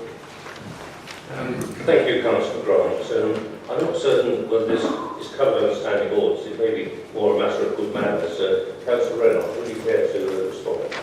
I'm happy to consider the request and take it back to discuss with the group. Thank you. Adopted land. Councillor Z wants to move the motion. And Councillor Moffat will second. Perhaps not.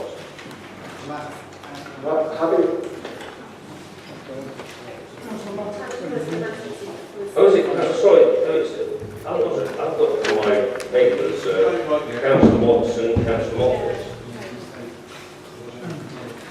Mr. Mayor, can I say that this is an amendment to the motion that was put before, and I think we're in agreement right across the chamber. This issue happened in, this instance happened in Old Town, but it's very relevant to the rest of the borough. I think we as neighbours need to make sure that we give all advice and guidance to developers when negotiating and transferring land to us, and it's in the interests of all residents of this borough that we give them all the help and assistance, because in this instance we understand that a management agent charged or was hoping to charge tenants for something that the council was providing. That can't be right, and we're in agreement that we should have a look at that by way of a cabinet advisory work. Thank you, Chair. Councillor Thank you, Mr. Mayor. Won't keep you long, but I think I need to say something for the gains of the corporate council. Like it's been said, this is an agreed motion across the parties. Every longer-serving member will know of a bit of land in their patch where council has been watched, I think, in her patch. A semi-derelict piece of land that no one wants to take responsibility for. They're everywhere. The day councillor for Western spent most of his time in this council trying to resolve a piece of land in Rodwell. A developer got planning permission to build some houses on private allotments and left 2 metres of deep-space bank birds filled mostly with building mud. The developer was long gone. The units he built with their stout backyard fence in place were snapped up. Swindon said rightly, nothing to do with us. Wiltshire, the then Highways Authority, said nothing to do with us.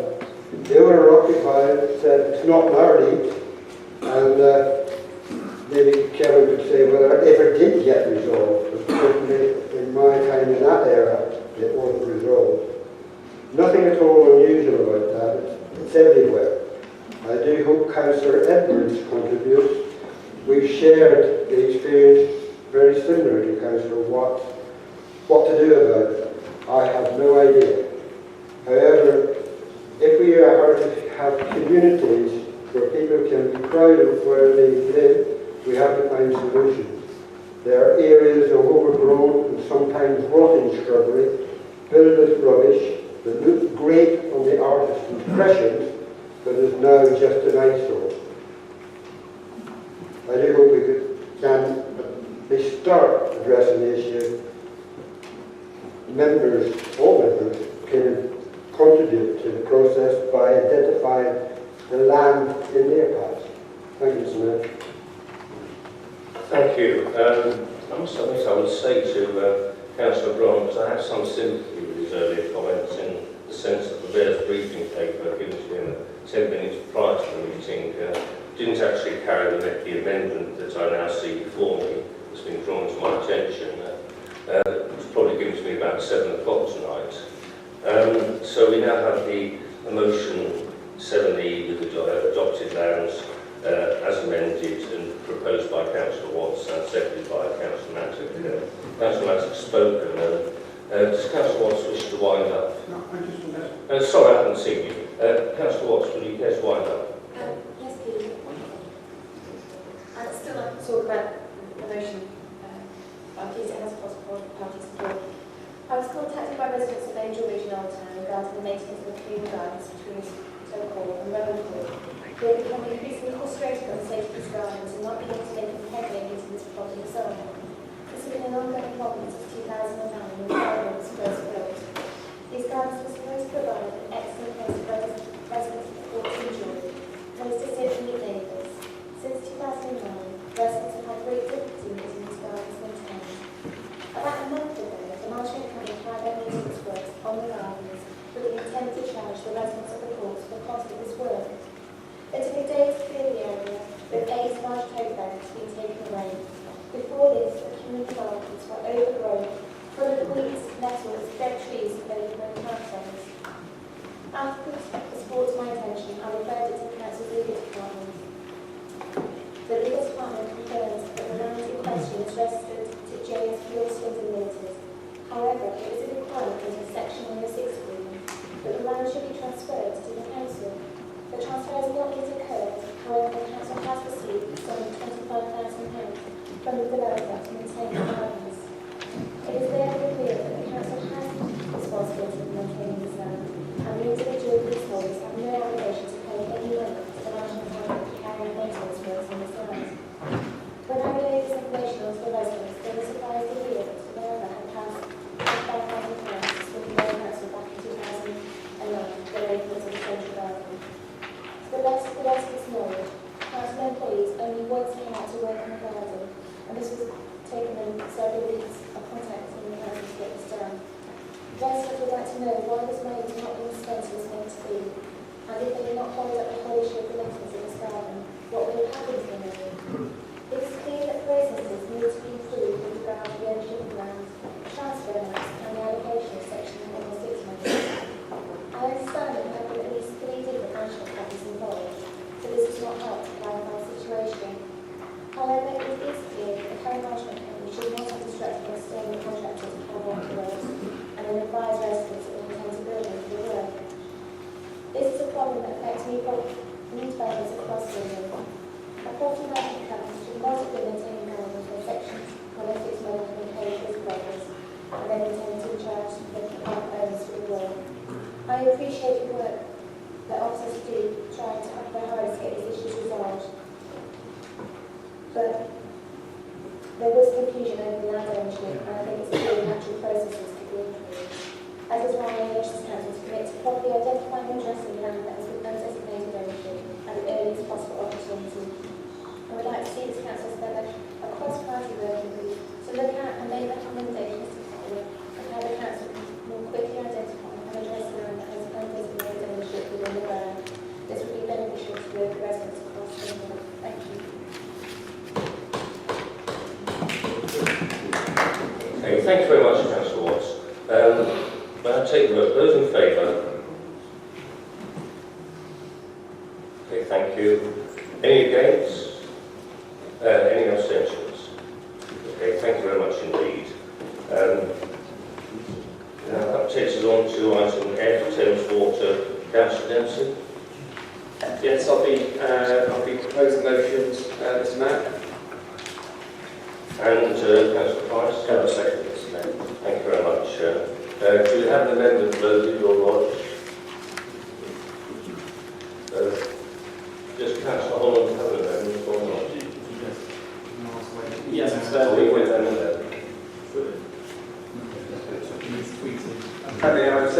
Thank you, Councillor. Councillor Dempsey, would you care to move the motion, please? Would I care to speak? Yes, I will speak in favour of the motion, if I may, Mr. Mayor. And I think that this motion is one of the motions that will actually seriously help the people of Swindon. I think it's an important motion because the people of Swindon are suffering as a result of the cost of living crisis, which is having a huge impact on people across Swindon.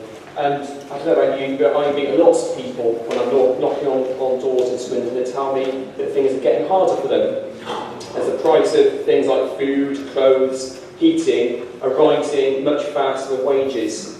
As we've probably heard this week, that since the general election, working people are on average almost £1,500 a year worse off. Think of that amount of money, £1,500. It's a huge amount of money for most families, and prices have risen faster than wages for 37 over the last 38 months. And we've all experienced it. We've all seen our utility bills go up and up. Energy prices have risen by an average of £300 a year, and that's why I think that action to tackle that will be very much welcomed. But here in Swindon, we face another cost of living crisis. A proposal from Thames Water for a £29 surcharge to fund their super sewer in London, a measure that will have no benefit at all for the people of Swindon, when in Swindon, and I've just been reminded earlier this evening by the public gallery, that we have to put up ourselves with the Barnfield big stink, something that we have to cope with. And at a time when people are struggling and facing a cost of living crisis, it cannot be right, Council, it cannot be right that Thames Water want to increase water bills even further, after bills have already increased by 5.5%, almost twice the rate of inflation, and after Thames Water posted a profit of over £500 million last year. It cannot be right that we ask them to pay this surcharge. So through this motion, we want to help people here in Swindon facing rising water bills. Instead of increasing bills for the people of Swindon, Thames Water should use that £500 million profit they made last year. So that's why through this motion I'm calling on Thames Water to put its millions of customers first, and thousands of customers here in Swindon, and for the regular Ofwat to stop this price rise. Just as Ed Miliband, and I think he's right in saying this, we can do better than this. And that phrase seems now very appropriate given tonight's event. We can, Council, do better than this. So this motion shows that Labour will take action to deal with the cost of living crisis, and we will take action to help Swindon people and build an economy that works for the many and not just the privileged few. Thank you, Mr. Mayor.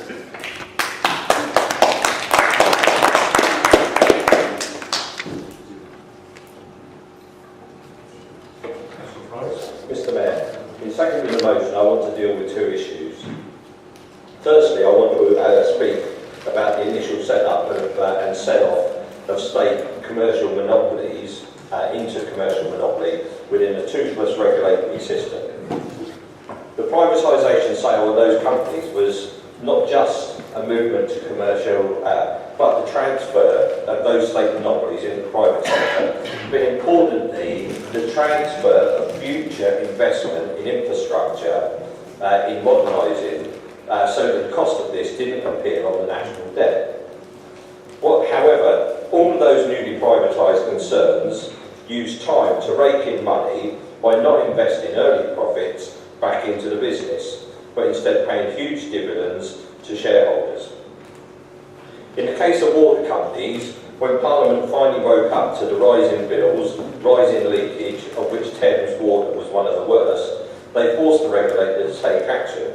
However, our toothless regulatory system still allowed water companies to raise bills higher than inflation based on company projections and not the fact that they were paying obscene shareholder dividends. Thames Water have made profits of 1.7 billion over the last 5 years on the back of a succession of inflation-busting increases in bills. At the same time, it has paid dividends of £1.4 billion to its private owners, including investment funds owned by the governments of China and Abu Dhabi.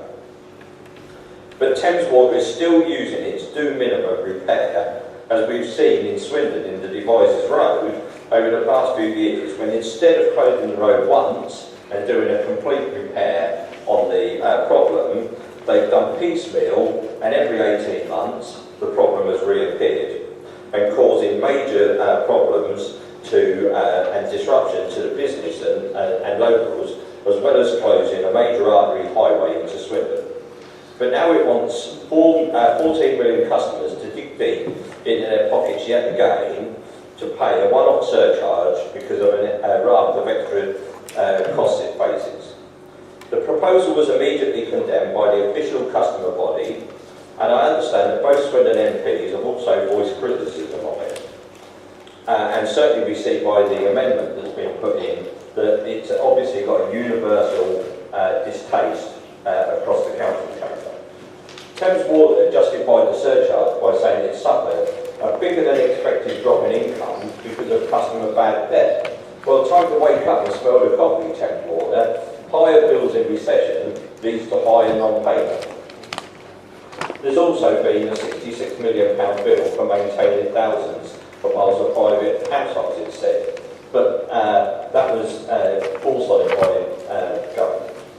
Critics of the company would have more than enough money, and say the company's got more than enough money to cover these costs if it hadn't have given so much away in dividends. And Sir Tony Redmond, chairman of the Consumer Council for Water in the South East, said, many other water companies absorb the costs that Thames is facing without applying a further price increase.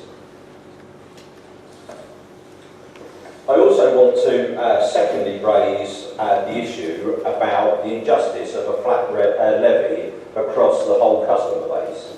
It will be interesting to hear views from people such as small business people, where an IT consultant working out of a company in a first floor office will have to pay the same levy as a hairdresser's below, who in turn will have to pay the same levy as Honda. So a flat rate of £29 across the whole of the customer base will have a devastating effect on the process. And that doesn't even account for a pensioner living in a bungalow in Covington who will then have to pay the same levy as those businesses. This surcharge is wrongly thought out, it's not at the right time, and we should reject it by voting for the amendment, for the motion, and we're happy to accept the motion, Mr. Mayor. Thank you. Are you happy to accept the amendment? Yes, Mr. Mayor, we're happy to accept the amendment. Is council content that the amendment is accepted? Are we minded to move further? Okay, those in favour of the amendment as stands? Any against? Okay, no abstentions, thank you very much. Point one was I don't want to be too bland, but I think we need to, now the motion is amended, we need to vote on the amended motion. I thought we had, haven't we? We just voted on the my legal advice is we've done it. Oh, grateful, my mistake. Okay, that's well done. For Swindon, Councillor Small and Councillor Moffat for second. Thank you, sir. I move the motion which is on the order paper in my name. I second. There are indications that we're filling in the report. yes, We've already declared the reason why. so I think Declaration to leave the room. are you indicating to speak or indicating to leave? Oh, well, okay, I'll pause slightly while everybody leaves again. Mr. Mayor, to speed things up. No, you can leave, Kevin. No, not this time. Yes, never mind, Mr. Mayor, you'll have to put me a bit longer. Councillor Perkins is going to be a new Kevin, have I called you? I'm I'm trying to help you, Mr. Mayor. No, but I'll call you in a moment. I'm just Well, I am moving to the motion, Mr. Mayor. Please sit down. All right, thank you. Right, is everybody who's going to leave left? Okay, thank you. Councillor Swindon. Thank you, Mr. Mayor. Councillor Borden, please go with this exchange. Mr. Mayor, can I just advise you, I know that Councillor Perkins is going to move an amendment which I am prepared to accept, and to speed things on, which I was trying to do just a second ago for the sake of the council, where I will reply to the debate and not open the debate, therefore I'll only speak once we reply, which I think I'm correct in how to do. So I think. Yes? Mr. Mayor, I exercise my right to speak as the amendment. Thank you. Right, so I believe...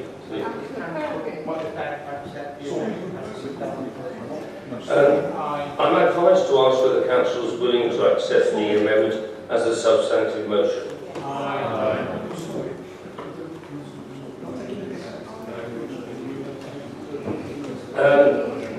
To assist council in appreciating quite what they might be voting on or discussing, I will ask Councillor Perkins to move the amendment and perhaps read it out.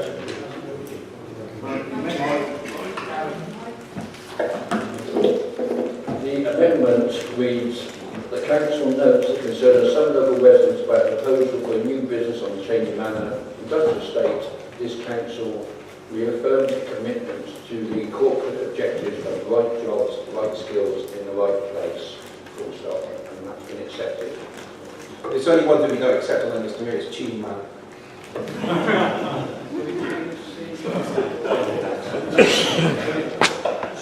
Could Councillor Perkins assist me by telling me whether B and C are still present in the amendment? They are not. Thank you, Councillor Perkins. Councillor Borden, does that mean that you agree with B and C not present?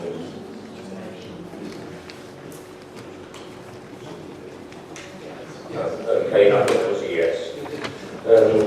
Right, does anybody want to speak to the amendment? Councillor Perkins. Thank you. Which is now the substantive motion. Yes, which is now the amended version, yeah. I'll keep this very short, as we're all in the same position tonight, but I'd like to start off by saying, first of all, I fully support local residents and councillors bringing their concerns over local issues, whether real or perceived, to this chamber.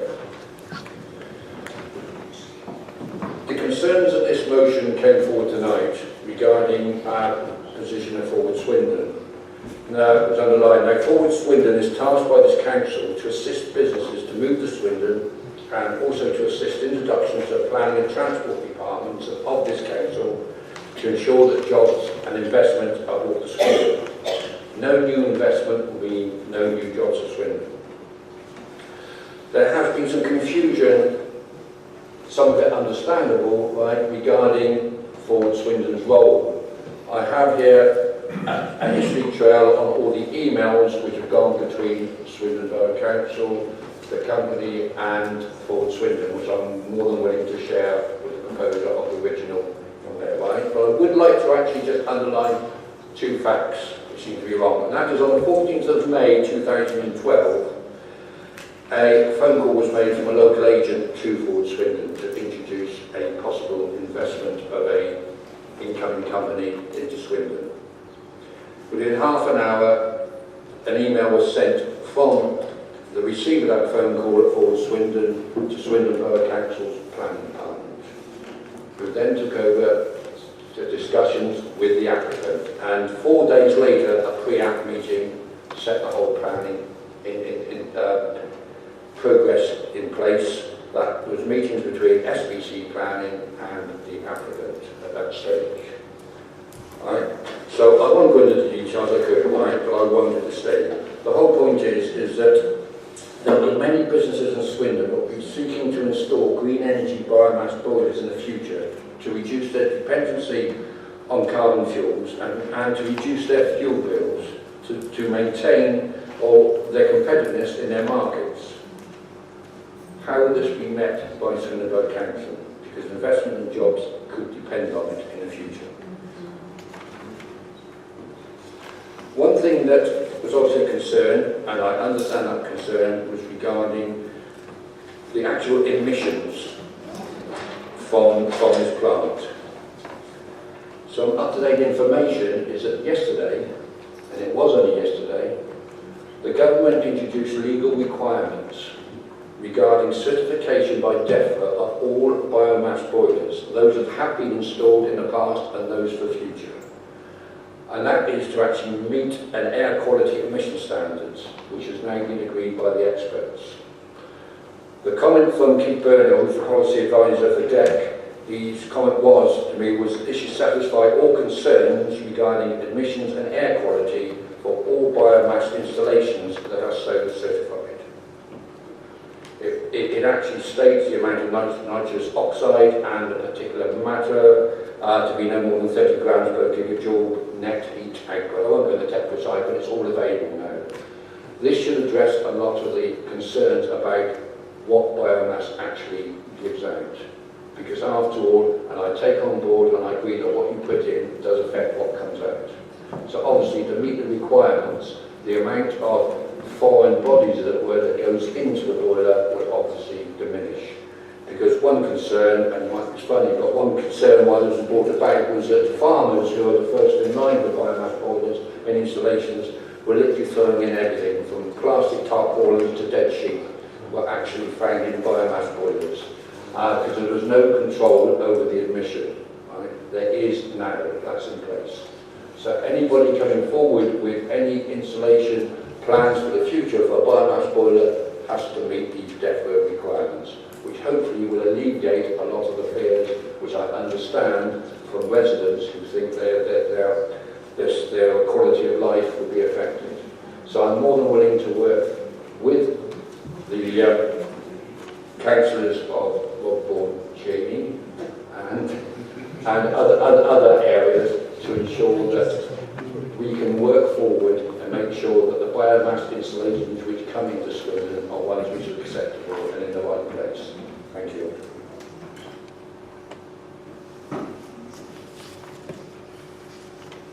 I did indicate, Mr. Mayor. Yes.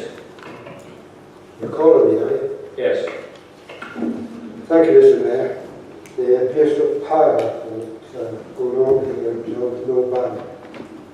You actually managed to accept the amendment before it was put. In theory, that limits what I'm allowed to say. I can only talk to the amendment in theory. Maybe it's as well because I have to ad-lib. I don't intend to go into any great detail about the application because, quite rightly, Labour members were out lest they be fettered due to the wording of the original resolution. If I were allowed to talk about the application, that would favour Conservative members, who I expect to come to the conclusions with a free mind and without having fettered themselves. The original resolution was not about the application. The original resolution was about the performance of Forward Swindon, the competence of Forward Swindon. This is their press release. This is what all the print media of Swindon used to produce the report. And I have copies of it. Isn't it strange how this press release disappeared from their website the day the Labour resolution went into the council's stoppage machine? Just quote from it. We have helped the company find suitable premises and given guidance on planning it. They now would have you believe they own the facility. They tell you hand in heart, we spoke to the planner. And yes, they spoke to people with the title planning. They did not speak to development control officers. That's a fact. I know this. And if somebody wants to change the records and say someone else, get on with it. I know what actually happened because, believe it or not, officers do talk to us and they tell us about these things. Let's give you an example. If the House of Freezer in town, if they decided that or were thinking about moving to the Orbit Centre and Forward Swindon find out about that, Do you think they should facilitate that move and make a big hole in the shopping centre of Swindon? Any application they get, or any contact they get, they should consider it the knock-out effect. Like I say, I don't want a president's planning situation. But surely anybody with half a brain knows that if you stick this thing on the Chinny Manor trading estate, you destroy it for other inward investment. You probably destroy it for the investment that's there already. Crass stupidity. Crass stupidity. I will give them the benefit of the doubt. They might have thought it was pyrolysis and not incineration. And I thank Councillor Foley for her good offices in allowing myself and Councillor Small to understand exactly what that pyrolysis was. And we went to our community and we got approval for that. We did. And I thought at first that's what was being offered. It wasn't two chairs of community groups contacted me and said, did you know they're going to be burning scrap wood, Des? That's when I went into action, and I honestly believe the officers of this council would not recommend approval. And when I came back from holiday and fished it out of them that they were going to recommend approval, I only had days to react. And if you think that you can some way bluff your way around this, in this little cocoon that nobody out there really cares all that much about, then you're living in cuckoo land. These are the biggest public meetings that's happened in this town for years and years. They really were. You should go to them. You really should. We had 180 people from Rockmore alone last night. We had 200 in the Robert Cheney Working Men's Club. We had 200 in here. They were in all the rooms around here. And I know it's comfortable to pretend there weren't that many here, but if you do that, you make a mistake. I kid you not.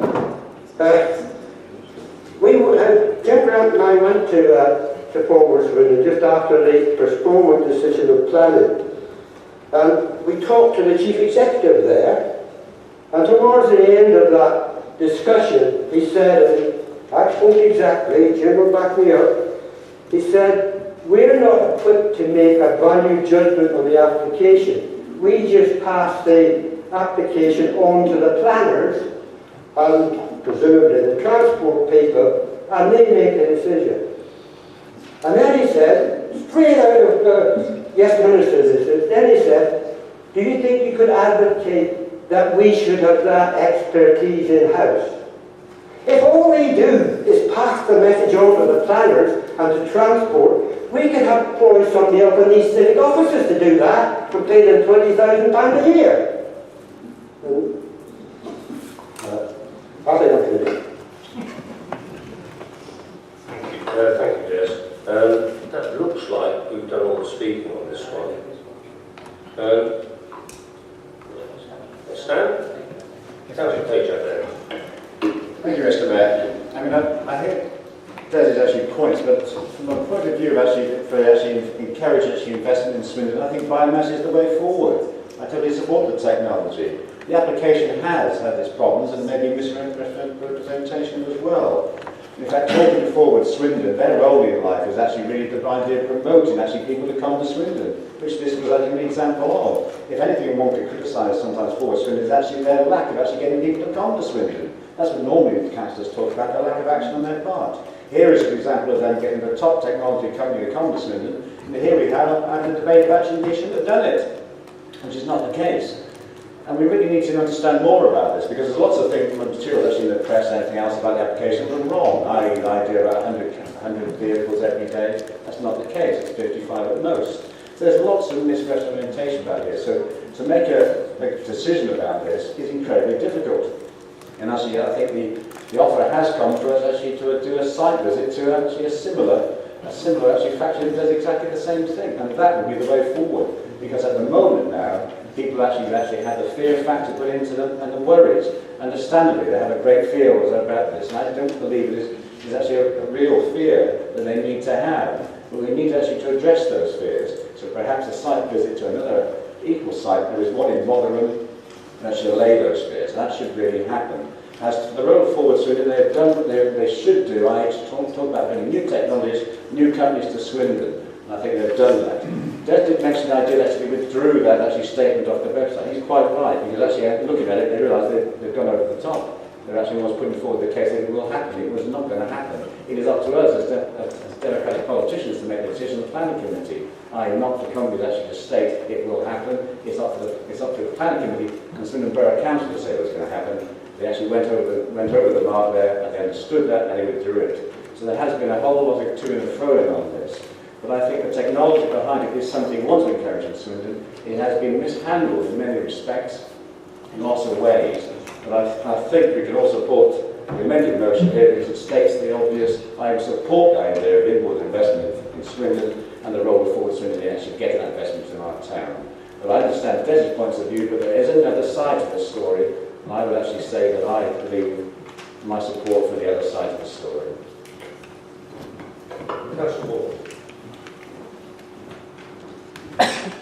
Thank you very much, Mr. Mayor. I think there are two issues here. One is the actual planning application. The second issue is a view of how Forward Swindon address that planning application. I think the planning application is a matter for the planning committee and should take due course there.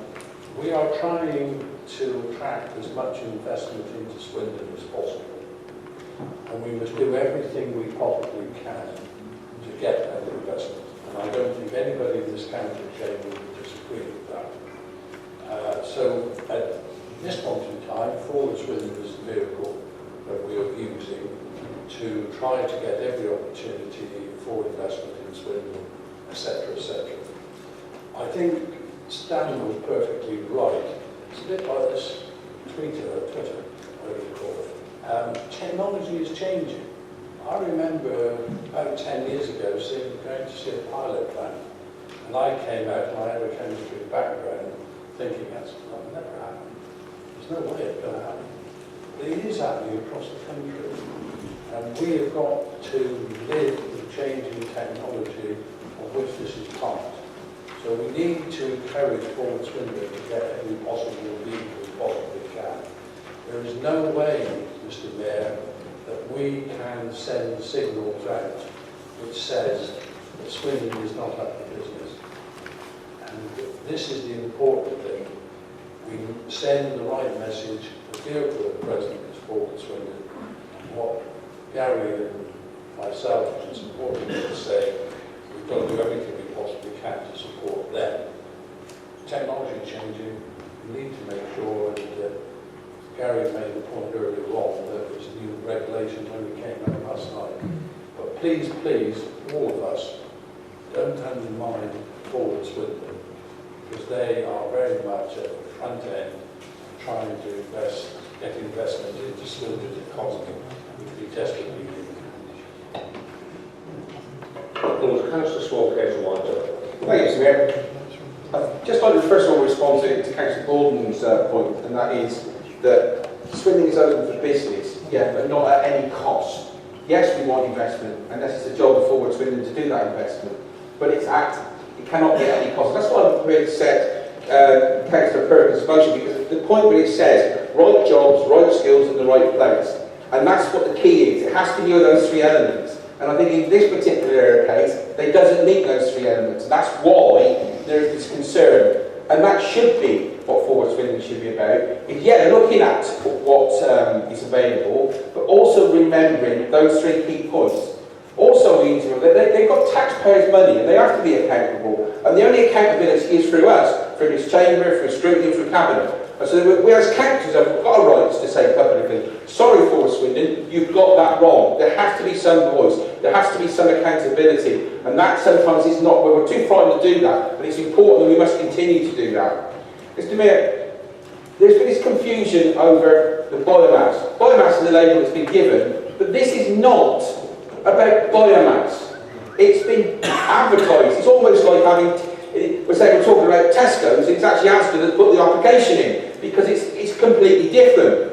It's a wood burning plant, is what they're proposing to put in as part of this application. And if Stan wants to go to, because Pedro wants to go to the site visit, there's a place in Nottingham which has got this similar plant already in place. Go to the village there plan, and I know then you'll be voting, which way you'll be voting when it comes to planning committee. So I don't think we mustn't get confused about the fact. I welcome Councillor Perkins' contributions when it says about the new technicalities. But again, this will not be totally protected for the issue, because the issue isn't about the chimney emissions, it's about the other things which will take place, which gets the wood from the lorries to the burners in the first place. And that is one of the major problems that's also the importance. So but I do welcome his contributions in the sense of saying the new technicalities which are coming in. There are other things that we need to look when we talk about right jobs and right places, and Councillor Moffat's points are very valid. Is it right, when we say it's a right job, a teacher to have a job in Harriet Nova School, or Nova Harriet School, that's the right job, right place. But is it a right place when there's actually ash falling down all over that school 24 hours a day? Then, that's another question that you have to do. That's why I'm prepared to support this amendment, because it hits the three key points. Yes, there may be an appropriate place for this particular facility, but the one that's been chosen is the wrong place for the actual application. So yes, we support inward investment. Yes, we want Forward Swindon to be doing the job, and I'm less critical of Forward Swindon than any member of the Labour group. My colleagues are becoming quite harsh with it sometimes. I think it's got a role, it's got to be accountable, and it's got to reflect. Too many members of the board of Forward Swindon don't have to live with the consequences of their actions and of their decisions because they don't live in Swindon or in parts of Swindon where they're major effect. When the new Swindon company first started, back at the beginning, the only person on that board that lived anywhere near the central area was myself, and I was 100 yards outside. So in fact, they're making decisions on things that didn't really affect those who lived there. And that's always been my concern about the Forward Swindon. There's not enough people, like here, we all know we're all affected. Whatever decisions we make, we're affecting. Two, because we've got to live here because we're local councillors, and if we don't do the right thing, we get kicked out by the electorate, irrespective of what party we are. So that is one of the important elements that always worries me. This is not a political issue. We have, as Des said, we've got councillors from the Conservative group representing their area which have been affected on it, who are on the steering committee opposing this particular application. This is about, as Gary said, representing us as councillors, raising local issues and local concerns. And I think the amendment is a compromise way of going forward, so we get a positive vote, which gives an opportunity for all members of the council to vote for it this evening. But I would ask those, as we go forward, to understand that this is about the quality of life for those in the surrounding areas, as well as health issues, which is not, and don't get conned by the word biomass, because this is not biomass, this is wood burning. Thank you, Mr. Mayor. Ladies and gentlemen, do we have a vote to take? You have to do those in favour of the as amended. Any against? Any abstentions? Thank you very much. I think we're on agenda item 8 now, appointments to committee and other bodies. I will draw members' attention to the report pages on 11 to 13 additional pages back. Councillor Renard. Thank you, Mr. Mayor. I move that the term of council holder that's on the key elected to the council on the 8th of August 2013 be welcomed and noted. And the changes to membership committees and other bodies set out in table papers be agreed. I do want to table one amendment, or one omission I think has been left off this table, Mr. Mayor, and that's for the Safe and Stronger Committee. The current councillor will be coming off is Councillor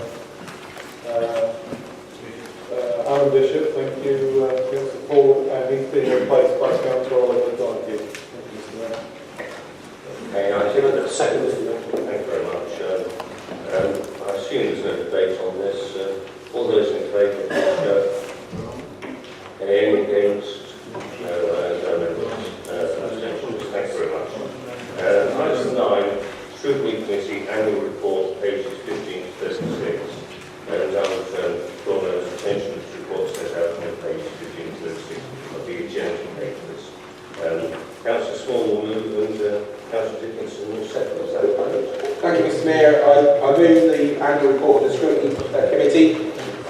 second, Mr. Mayor. Briefly, Mr. Mayor, it is a comprehensive report. The successes this year have been our continuous scrutiny of the Cabinet and the members of Cabinet and their officers within the Scrutiny Committee, and also we have done work on the localities subcommittee. We've already commented on the digital city task group, and we hope you have that report back. Other successes in the economic environment sustainability with the town centre master plan. In health, we've actually been supporting the Great Western Hospital discharge policy, and also we've been able to bring the health sector into accountability, which is something which is their job on health scrutiny. And in the Safe and Stronger, Mr. Mayor, the review of special constables and also the review of restorative justice have been the main items. In the children and young people, Mr. Mayor, the main issue was the independent review of the opening and closing schools, and in particular the cross. They were some of the main workflows of the overall scrutiny process over the year. I think we've had a reasonable year. We've tried to make things better.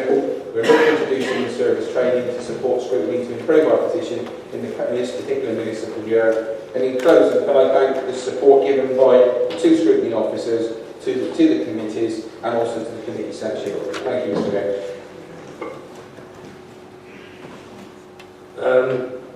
I'll take you in a moment, Michael.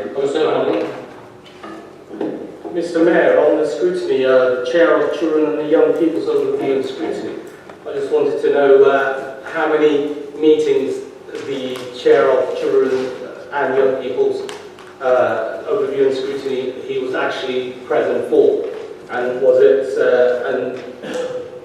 for value for money, and if not, would you be returning the allowance he got as a chair back? Can I just say, he's sitting next to me, I didn't know the question was coming. To answer the question, I can't speak for Councillor Wood in the sense of his allowances. That's something for him and him alone. In the sense of his attendance, I will get an answer to Councillor Ali on that, to the member of the committees he has attended. What I would say is that they should be pretty memorable because he doesn't turn up very often. Thank you, Councillor Small. Councillor Dickinson. Well, as you say, Mr. Mayor, nothing to add. At this moment, I said I reserve my rights, so there you go. First thing is, what is a reasonable time when a subgroup meets for a report to come back to scrutiny? I say that because I'm producing conclusions on Wi-Fi going back to April, and still we haven't had that report produced and discussed for scrutiny. Seems a very, very long time, and I know there has been public questions on that, so what would be a reasonable time? And the second part is, last year we were quite occupied around localities and the performance of localities. To me, a shock when we were considering cutting the budgets to localities, because it is our last bastion of community and relationships on a daily basis between this council and outside of the councillors. It's there in the community. And I would like to ensure that the same threats don't happen to localities again. So is there going to be a report to tell us about the change that took place to where we are now? Because things have significantly changed with their workload and their behaviours. I'll ask Councillor Small to do that when he winds up in a moment. Councillor Dickinson, and then Councillor Small. No, Mr. Mayor, I mean, only point of interest. Unfortunately, I couldn't make Monday's meeting, but I find it odd that as chair, relevant to Wi-Fi, that as chair of the then chair of the audit committee, we did a very in-depth discussion, investigation into Wi-Fi, that myself and the vice chair had an open invitation from internal audit to add whatever criteria we wanted, but I haven't been interviewed or asked about by the subcommittee, so I'd like to be involved in that working group, please. Thank you. Other than that, I have nothing to add to the report. Okay, thank you very much. Councillor Small, you're now winding up. Thank you, Mr. Mayor. To sort of answer Councillor Dickinson's last comment, the answer is no, you won't be involved because it's dealt with, and it's just come to its conclusions. So therefore, you would have not been in at the start. There have been members there who are now writing their report, and therefore It's been members have been there. The whole point of it was to have a group of members who listen to all the evidence, and that's why you won't be involved, because it's almost at its conclusion. To answer Councillor Bob Wright's points, first of all, on the digital city, I would say that it has gone on longer than we expected, and we would have liked to have had a conclusion and a report back to a special scrutiny committee back in probably spring, if not the summer. The reasons for this delay is, one, it did take initially longer to take the evidence than was expected. It was done very professionally, and I said to the committee that it should take the appropriate amount of time so we get a proper report. The biggest stumbling block has been the conclusions, or agreement on the conclusions and recommendations that should come forward. And I think it's more about the tone of that rather than the actual, whether or not it's a criticism or a heavy criticism in one way, or congratulations or not congratulations in others. And that has been the stumbling block. There has been tremendous efforts by the Chair, Councillor Desmond, to get a report that all members can sign to. And Councillor Wright will know, as he is a member of that working group, that there has been some obstacles put in by individual members, which has sometimes made that difficult, and they are still trying to work on that. There will come a time when I will say, call time, and say, give me a report, and we'll have to decide at the scrutiny, and that's the only way forward. That will come before Christmas, where there will be a special meeting of the scrutiny committee before Christmas, where this issue will be here for the final time. So that covers that point. On the point of localities, the work of the locality subgroup got slightly sabotaged by the budget process and its possible changes, and the work that we were going to do got sidetracked because of that process. And Councillor Toby Elliott, who was leading that, was quite frustrated at the time that we weren't able to progress that as much as we'd like to. I think we haven't done enough work on that in this municipal year, and we need to make sure that we do. One of the stumbling blocks has been that I think we've only recently had the confirmation of whether or not we're going to get the 25 grand per locality for the highways. And I think it was looking at when we get that, then we can look at how the actual localities are progressing from last year. The aim is to look at good practice, looking to how we can recommend things so other localities can pick up on that good practice, but also making sure that this council is getting value for money out of localities, and secondly, making sure that localities are doing the job that we all want them to do. Thank you, Mr. Mayor. So that is item 9, scrutiny annual report, so that we to. I do apologise. On the point of information, just looking at the council records, Councillor Wood only missed one meeting as chair of the ONS committee, which is, I think, the same number of times Councillor Small missed being chair of one of the scrutiny meetings. So clearly, I was on council business that day. yeah, I'm just saying, clearly, it's something that missing. Thank you, but don't talk across the chamber, please, Mr. Crossman. Okay, so do we move approval? Would you care to? Thank you very much. Any against? No? Right, that's the cheerfully takes it on to cabinet papers, I think. And I would invite Councillor Renard to present the minutes of the cabinet meetings held on the 24th of July and the 11th of September 2013. Thank you, Councillor Renard. Thank you, Mr. Mayor. I move the minutes of those two meetings. Would you care to pull the pages? We can do that, Mr. Mayor. 37. It's 3758. Will you care to read page by page? Yes, I can do that, Mr. Mayor. Okay, page 37, 38, 39, 40.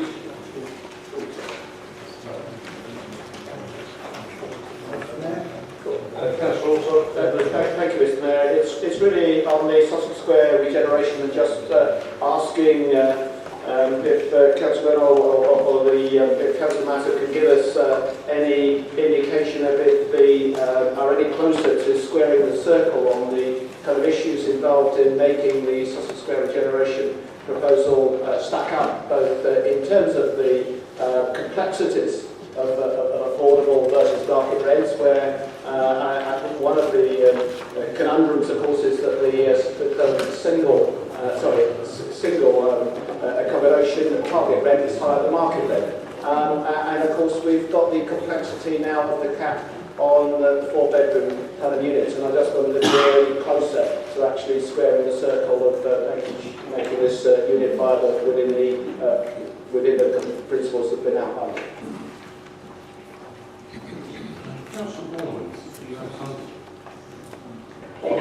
Mr. Mayor, I don't think we're in a position to answer that question this evening, but happy to liaise with council sort of after the meeting. Thank you. Thank you, sorry about that. Councillor Ward?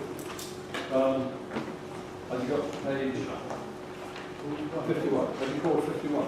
No. No, I'll do 51. Okay, Councillor Ward. Thank you, Mr. Mayor.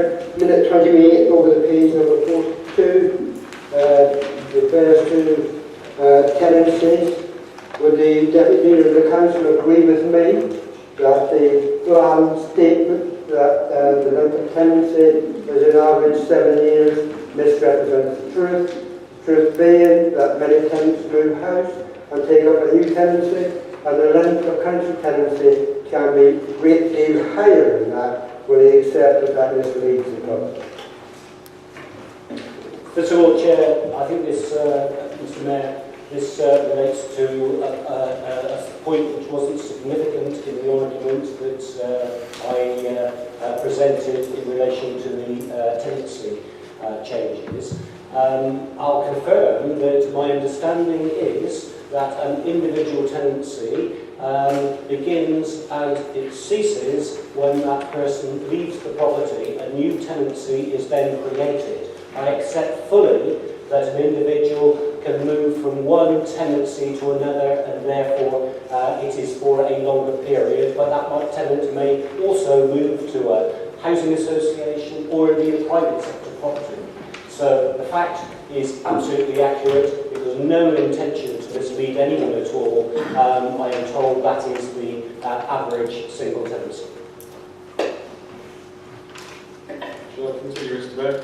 Please. 41, 42, 43, 44, 45, 46, 47, 48. And the meeting of the 11th of September, 49, 50, 51. Minute number 40. Children's Centres Resources Services. A couple of questions, please.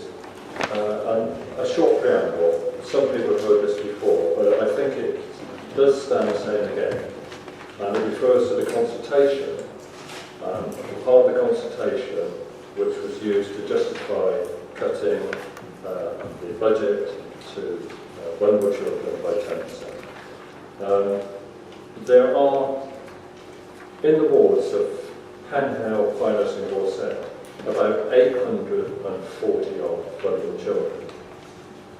So the question is, in the consultation, how many parents of these children did you contact, and what was their opinion of the then proposed 10% cut in the funding to support their children? And the second question relates directly to the figures which are published in support of readjusting cutting the funding to vulnerable children. In the consultation, 25 people, borough-wide, I assume, agreed to the cut in funding. How many were parents of vulnerable children?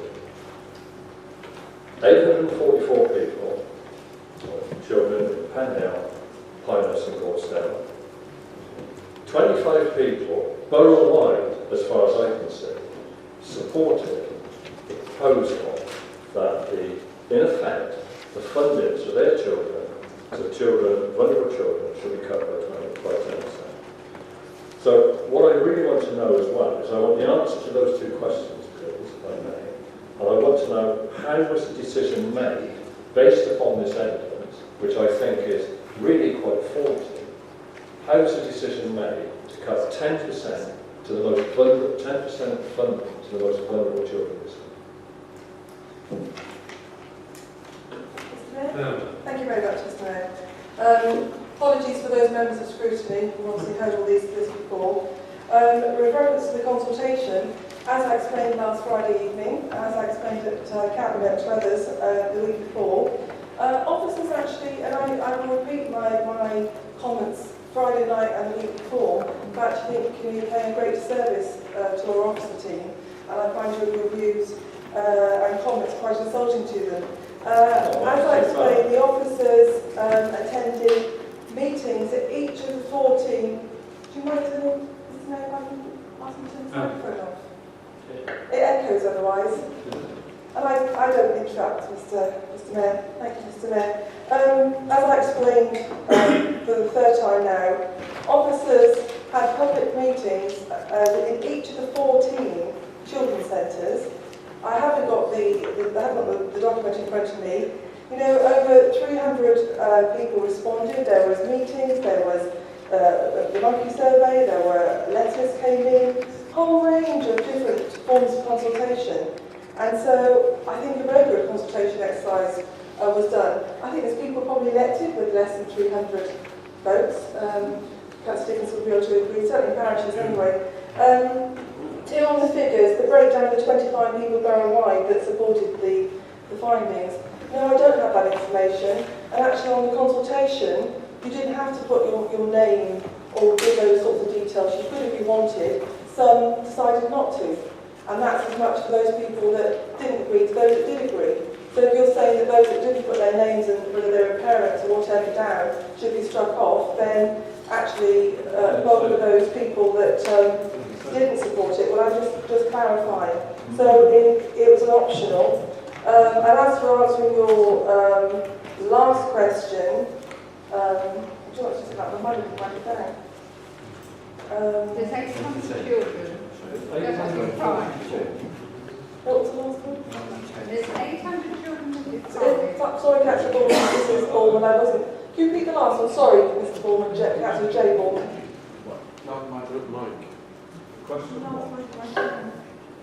The question was, there are 844 vulnerable children in I'm sorry, yes, how did I get to the 10%? So how many of those did you actually It's consult? okay.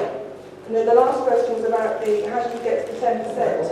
And actually that was in the working party that actually the then Cabinet League member, Councillor Bernard, had with representatives of the 14 Children's Centre. I wasn't the Cabinet League member then, so I wasn't part of those discussions. Councillor Bernard was, because he answered that one at the scrutiny meeting. It was a group of the working party representing the leaders of the children's centres were the ones that agreed to go on the consultation of 90-10. And in the feedback from the consultation, I, along with the officer team, made decisions to do the 80-20 split. So that was the answer on the third question. Thank you, Mr. Mayor. May I come back on something?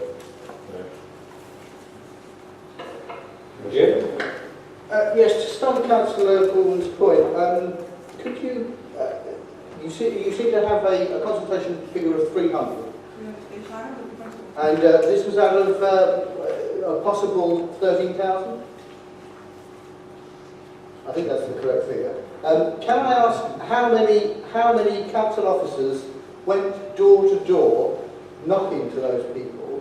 Because when we had the housing ballot for stock transfer, we had £300,000 spent on officers, council officers, going door to door, consulting with council tenants.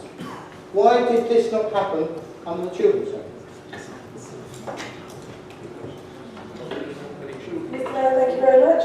Through you, Mr. Mayor. I think actually it's completely two different things. That's like comparing, well, if we're saying that in all our consultation, this is Councillor Ballman, for those who didn't hear it, Councillor Ballman can help with me again and said the word consultation. Well, I think it's not so long ago that I think opposition members wanted to cut our committee and consultation, but actually, if you're wanting us to be able to afford door-to-door consultation on everything we're consulting on, then obviously we're going to have to completely alter the budget. So in answer to your question, Councillor Grant, Did the officer team go door to door in all of the 14 areas, which is all of Swindon, knocking on doors in all of the areas of Swindon, because unless you're wanting to be only in certain wards, to my knowledge, no, they didn't. Point of order. Thank you, Councillor Foley. Excuse me, thank you, Councillor Foley. I would ask, gentlemen, that this isn't a cross debate to be had. You've asked for questions, you've had answers. We now move on to the next page. I've got another question about the consultation, which is quite important. So you're on the same page on the same item with a different question. Slightly different question. If you look at it was question 1 in your questionnaire, the proposed funding formula of allocating 9% of that. Right, 25 people, Swindon-wide, 25. You based your decision on the views of 25 people. 59 people disagree with this proposition, and 61 people agree less than 90%. Let's say 50% of the 61 people who thought that less than 90% was okay and agreed with 80%, that would still leave them the minority. Information. If you take it as a excuse me. This debate took place at Scrutiny, Mr. Mayor. We're going over the same old ground again. Councillor Foley, would you care for a brief answer? Please speak. Thank you, Mr. Mayor. And yes, Councillor Bernard is quite right. We actually did go over this at Scrutiny. I think you might have covered it as well in Cabinet. And I stand by the decision that I have made on the 80-20. And I'm not sure I really can add anything further to it, Mr. Mayor. Thank you. Thank you, Mr. Mayor. 52, 3, Mr. Mayor. Thank you, Mr. Mayor. In answering the question, which, as all items have already been described, is sorry? Minute 42. Mr. Mayor, this has been described, but again, this is the ultimate body of the council, where all members have the right to ask questions at members of the cabinet. Mine is addressed to the lead member of Highways, Strategic Planning and Leisure in relation to the capital programme. He answered at the beginning of today's meeting a question from you, Mr. Coble, on the crossing at the top of Princes Street. I have myself concerns about the length of time that particular work has taken, and the fact that it seems to be complete bar the pedestrian crossings. I would be grateful, I don't expect him to, unless he can give me some details this evening, tell me how much overrun is the project, because there was a long period of time where everything was fenced off but the paving hadn't completed. Why the project ran without the crossing part being available to be installed? Has this incurred any cost overruns? If so, is that being met by the contractor or ourselves? And if you could just give the reasons why it wasn't raised in the first place. Thank you, Mr. Mayor. Thank you, Mr. Mayor. I'll need to give an answer to most of those points, Kevin, but just to let you know, it is due to be finished by the beginning of October.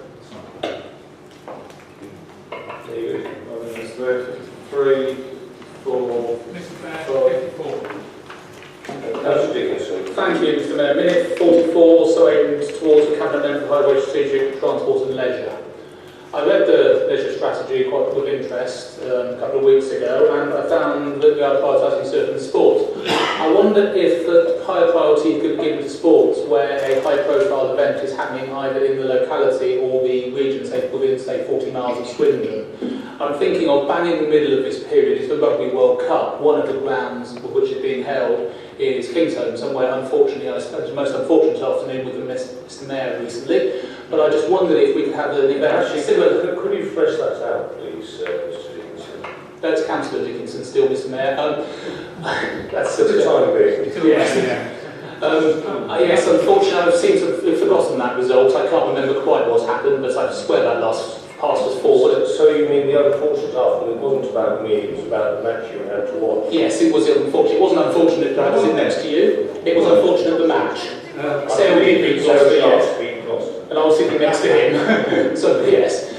Can I say that when there are high-profile events like this on the Naval, that we do special events, such as we did for the Olympics, which was a great event in Wharf Green, where lots of people participating. And if you want any ideas, I know that I was talking to one of our colleagues from Gloucester City Council a couple of days ago about what they're doing, and I understand that tall ships in the middle of Wharf Green may be mildly ambitious, even if the canal is built, but I think there might be some ideas that, yes, that we could do a few events linked to the Rugby World Cup in a similar thing, because it'd be a major sporting event on the doorstep, and we can promote sport for the whole country.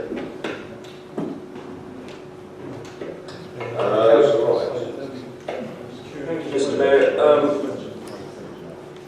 the Borough Solicitor will confirm, because he was in my presence, that I took some time to get the minutes amended because there were errors in the minutes. This looks like the previous ones rather than the ones that got amended. Just for full paragraph. Yes, I'm just going to go to that, Mr. Mayor. Page 55, second paragraph, and it's to the bottom part of that where Councillor Wright referred to the excellent value provided schools for disabled pupils. I didn't say that. What I did say was that there was a school, Robert the King, which had land available, which wanted to put on sports facilities there for disabled pupils in other schools. The second part, which is where the errors occurred, it then makes a connection there between the Investor Save programme. That was completely and utterly about the county ground, and I spoke about the county ground, and the reason why, part of the reason why the cancellation of that scrutiny took place was errors in the minutes. Now it looks like I went through the whole of the exercise for no point at all, because once again, we've got that mistake in here again. I did go on to say, and I refer back to the localities lead, Mark Walker, that we had actually conducted an exercise with the sports forum for the county ground, and we were looking for assistance with an investor say at the county ground to improve facilities. And it's not there at all. And that was amended, and I saw it on the video. Okay, well, I'll ask the Director of Law to speak on this. Certainly, Mr. Mayor, yes, I will check on that and ensure that the correct minutes go to the candidate. Thank you for that, Stephen. David? Thank you, Mr. Mayor. I'm not sure Councillor Dickinson's question was asked by the Cabinet. Ask a question, please. Just got a rugby team, that's the answer. Certainly, Mr. Mayor, I'll be brief in my response. Obviously, this is something we look to do. I mean, the sports strategy is around identifying the gold, silver, bronze activities. It's activities with a view to where we have scope for significant development and taking that forward in Swindon. And this is very scientific analysis was done. It's very, very scientific. And basically, rugby didn't come out as one of those sports, but there is a very active rugby organisation in Swindon. Sorry, that's great. And basically, I know the rugby is very well represented from at all age levels. Thank you. Mr. Mayor, page 55, 56, 57 and 58. Thank you. So that takes us on to, actually, 59 days. Okay, I move present the government decision notes made since the last meeting. Those are on pages 59 and 63. So call page 59, 60, 61, 62, 63. Thank you, Mr. Mayor. Okay, I would then ask the meeting to actually note the minutes and the delegated decisions. So I would ask you to vote in favour of those, please. Any against? That's good to see one. Thank you, Councillor Baldwin. Right, any abstentions? No, thank you. I'll run to minutes of council bodies now, Director of Law. I move those minutes of council bodies, and to now remind members to present the minutes on block, and we'll not call on the pages. So that's not block movement, and will the chairs of the committees and subcommittees answer any questions raised relating to the work of our bodies. That takes us, Councillor Renard will answer on the special committee pages 3 to 6 on the appendix pages. Councillor Daywood, who isn't present, can hardly answer on standards committee pages 7 to 9. Councillor Kevin Small, Dance from Scrutiny Committee, pages 13 to 24. Health Overview and Scrutiny Committee, Councillor Nicky Sewell, pages 25 to 31. Economic, Environmental and Sustainability Overview Committee, Councillor Faranasi, 33 to 35. Safe and Strong Road Review Committee, appendix pages 37 to 38. Licensing Committee, Subcommittees and Licensing Panels, appendix pages 41 to 52. Planning Committee, appendix pages 53 to 62. Swindon Children's Trust Board, appendix pages 65 to 71. Schools Forum, appendix pages 73 to 80. Education Transport Appeals Subcommittee, appendix pages 81 to 83. Wiltshire Police and Criminal Panel, appendix pages 87 to 92.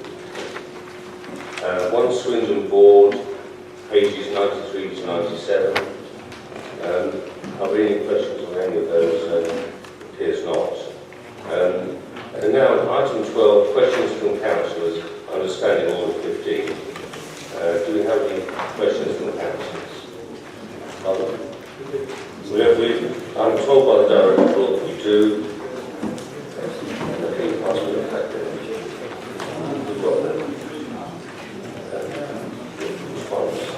Is that a question from Councillor Grant? Yeah, I don't have a supplement. Okay. Councillor Albright? Yes, Mr. Mayor, I'm a member of the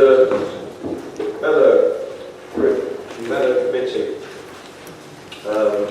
I've attended meetings on behalf of the Mellor and to facilitate the Mellor on safety issues. They were quite complimentary to my last conversation with members about Councillor Raymond's intervention, and they don't want the same mistake to occur again. But the outside of that, there is an impression that keeps being given about this council's support to that event.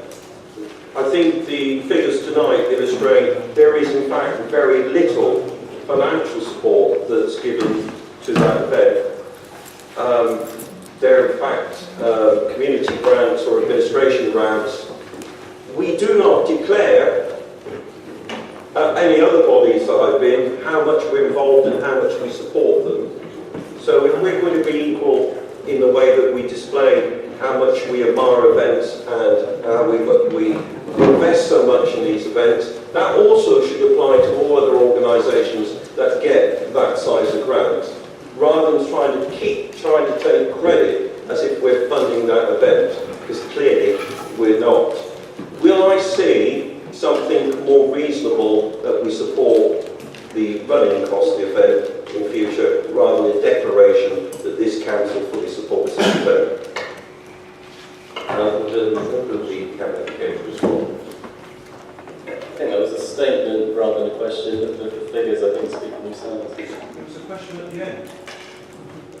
Well, Mr. Mayor, I'm not entirely sure I understood the question in the sense that support comes in many forms, and one of the ways that we support the Mellor is through the Event Safety Advisory Group, and that takes a lot of office time and commitment.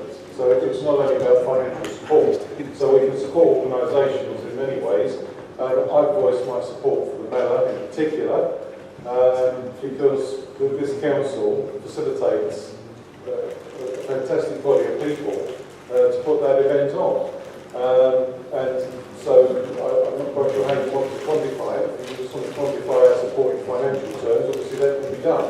But I think as Mohammed says, that the figures, that the financial support speaks for themselves, but there is support in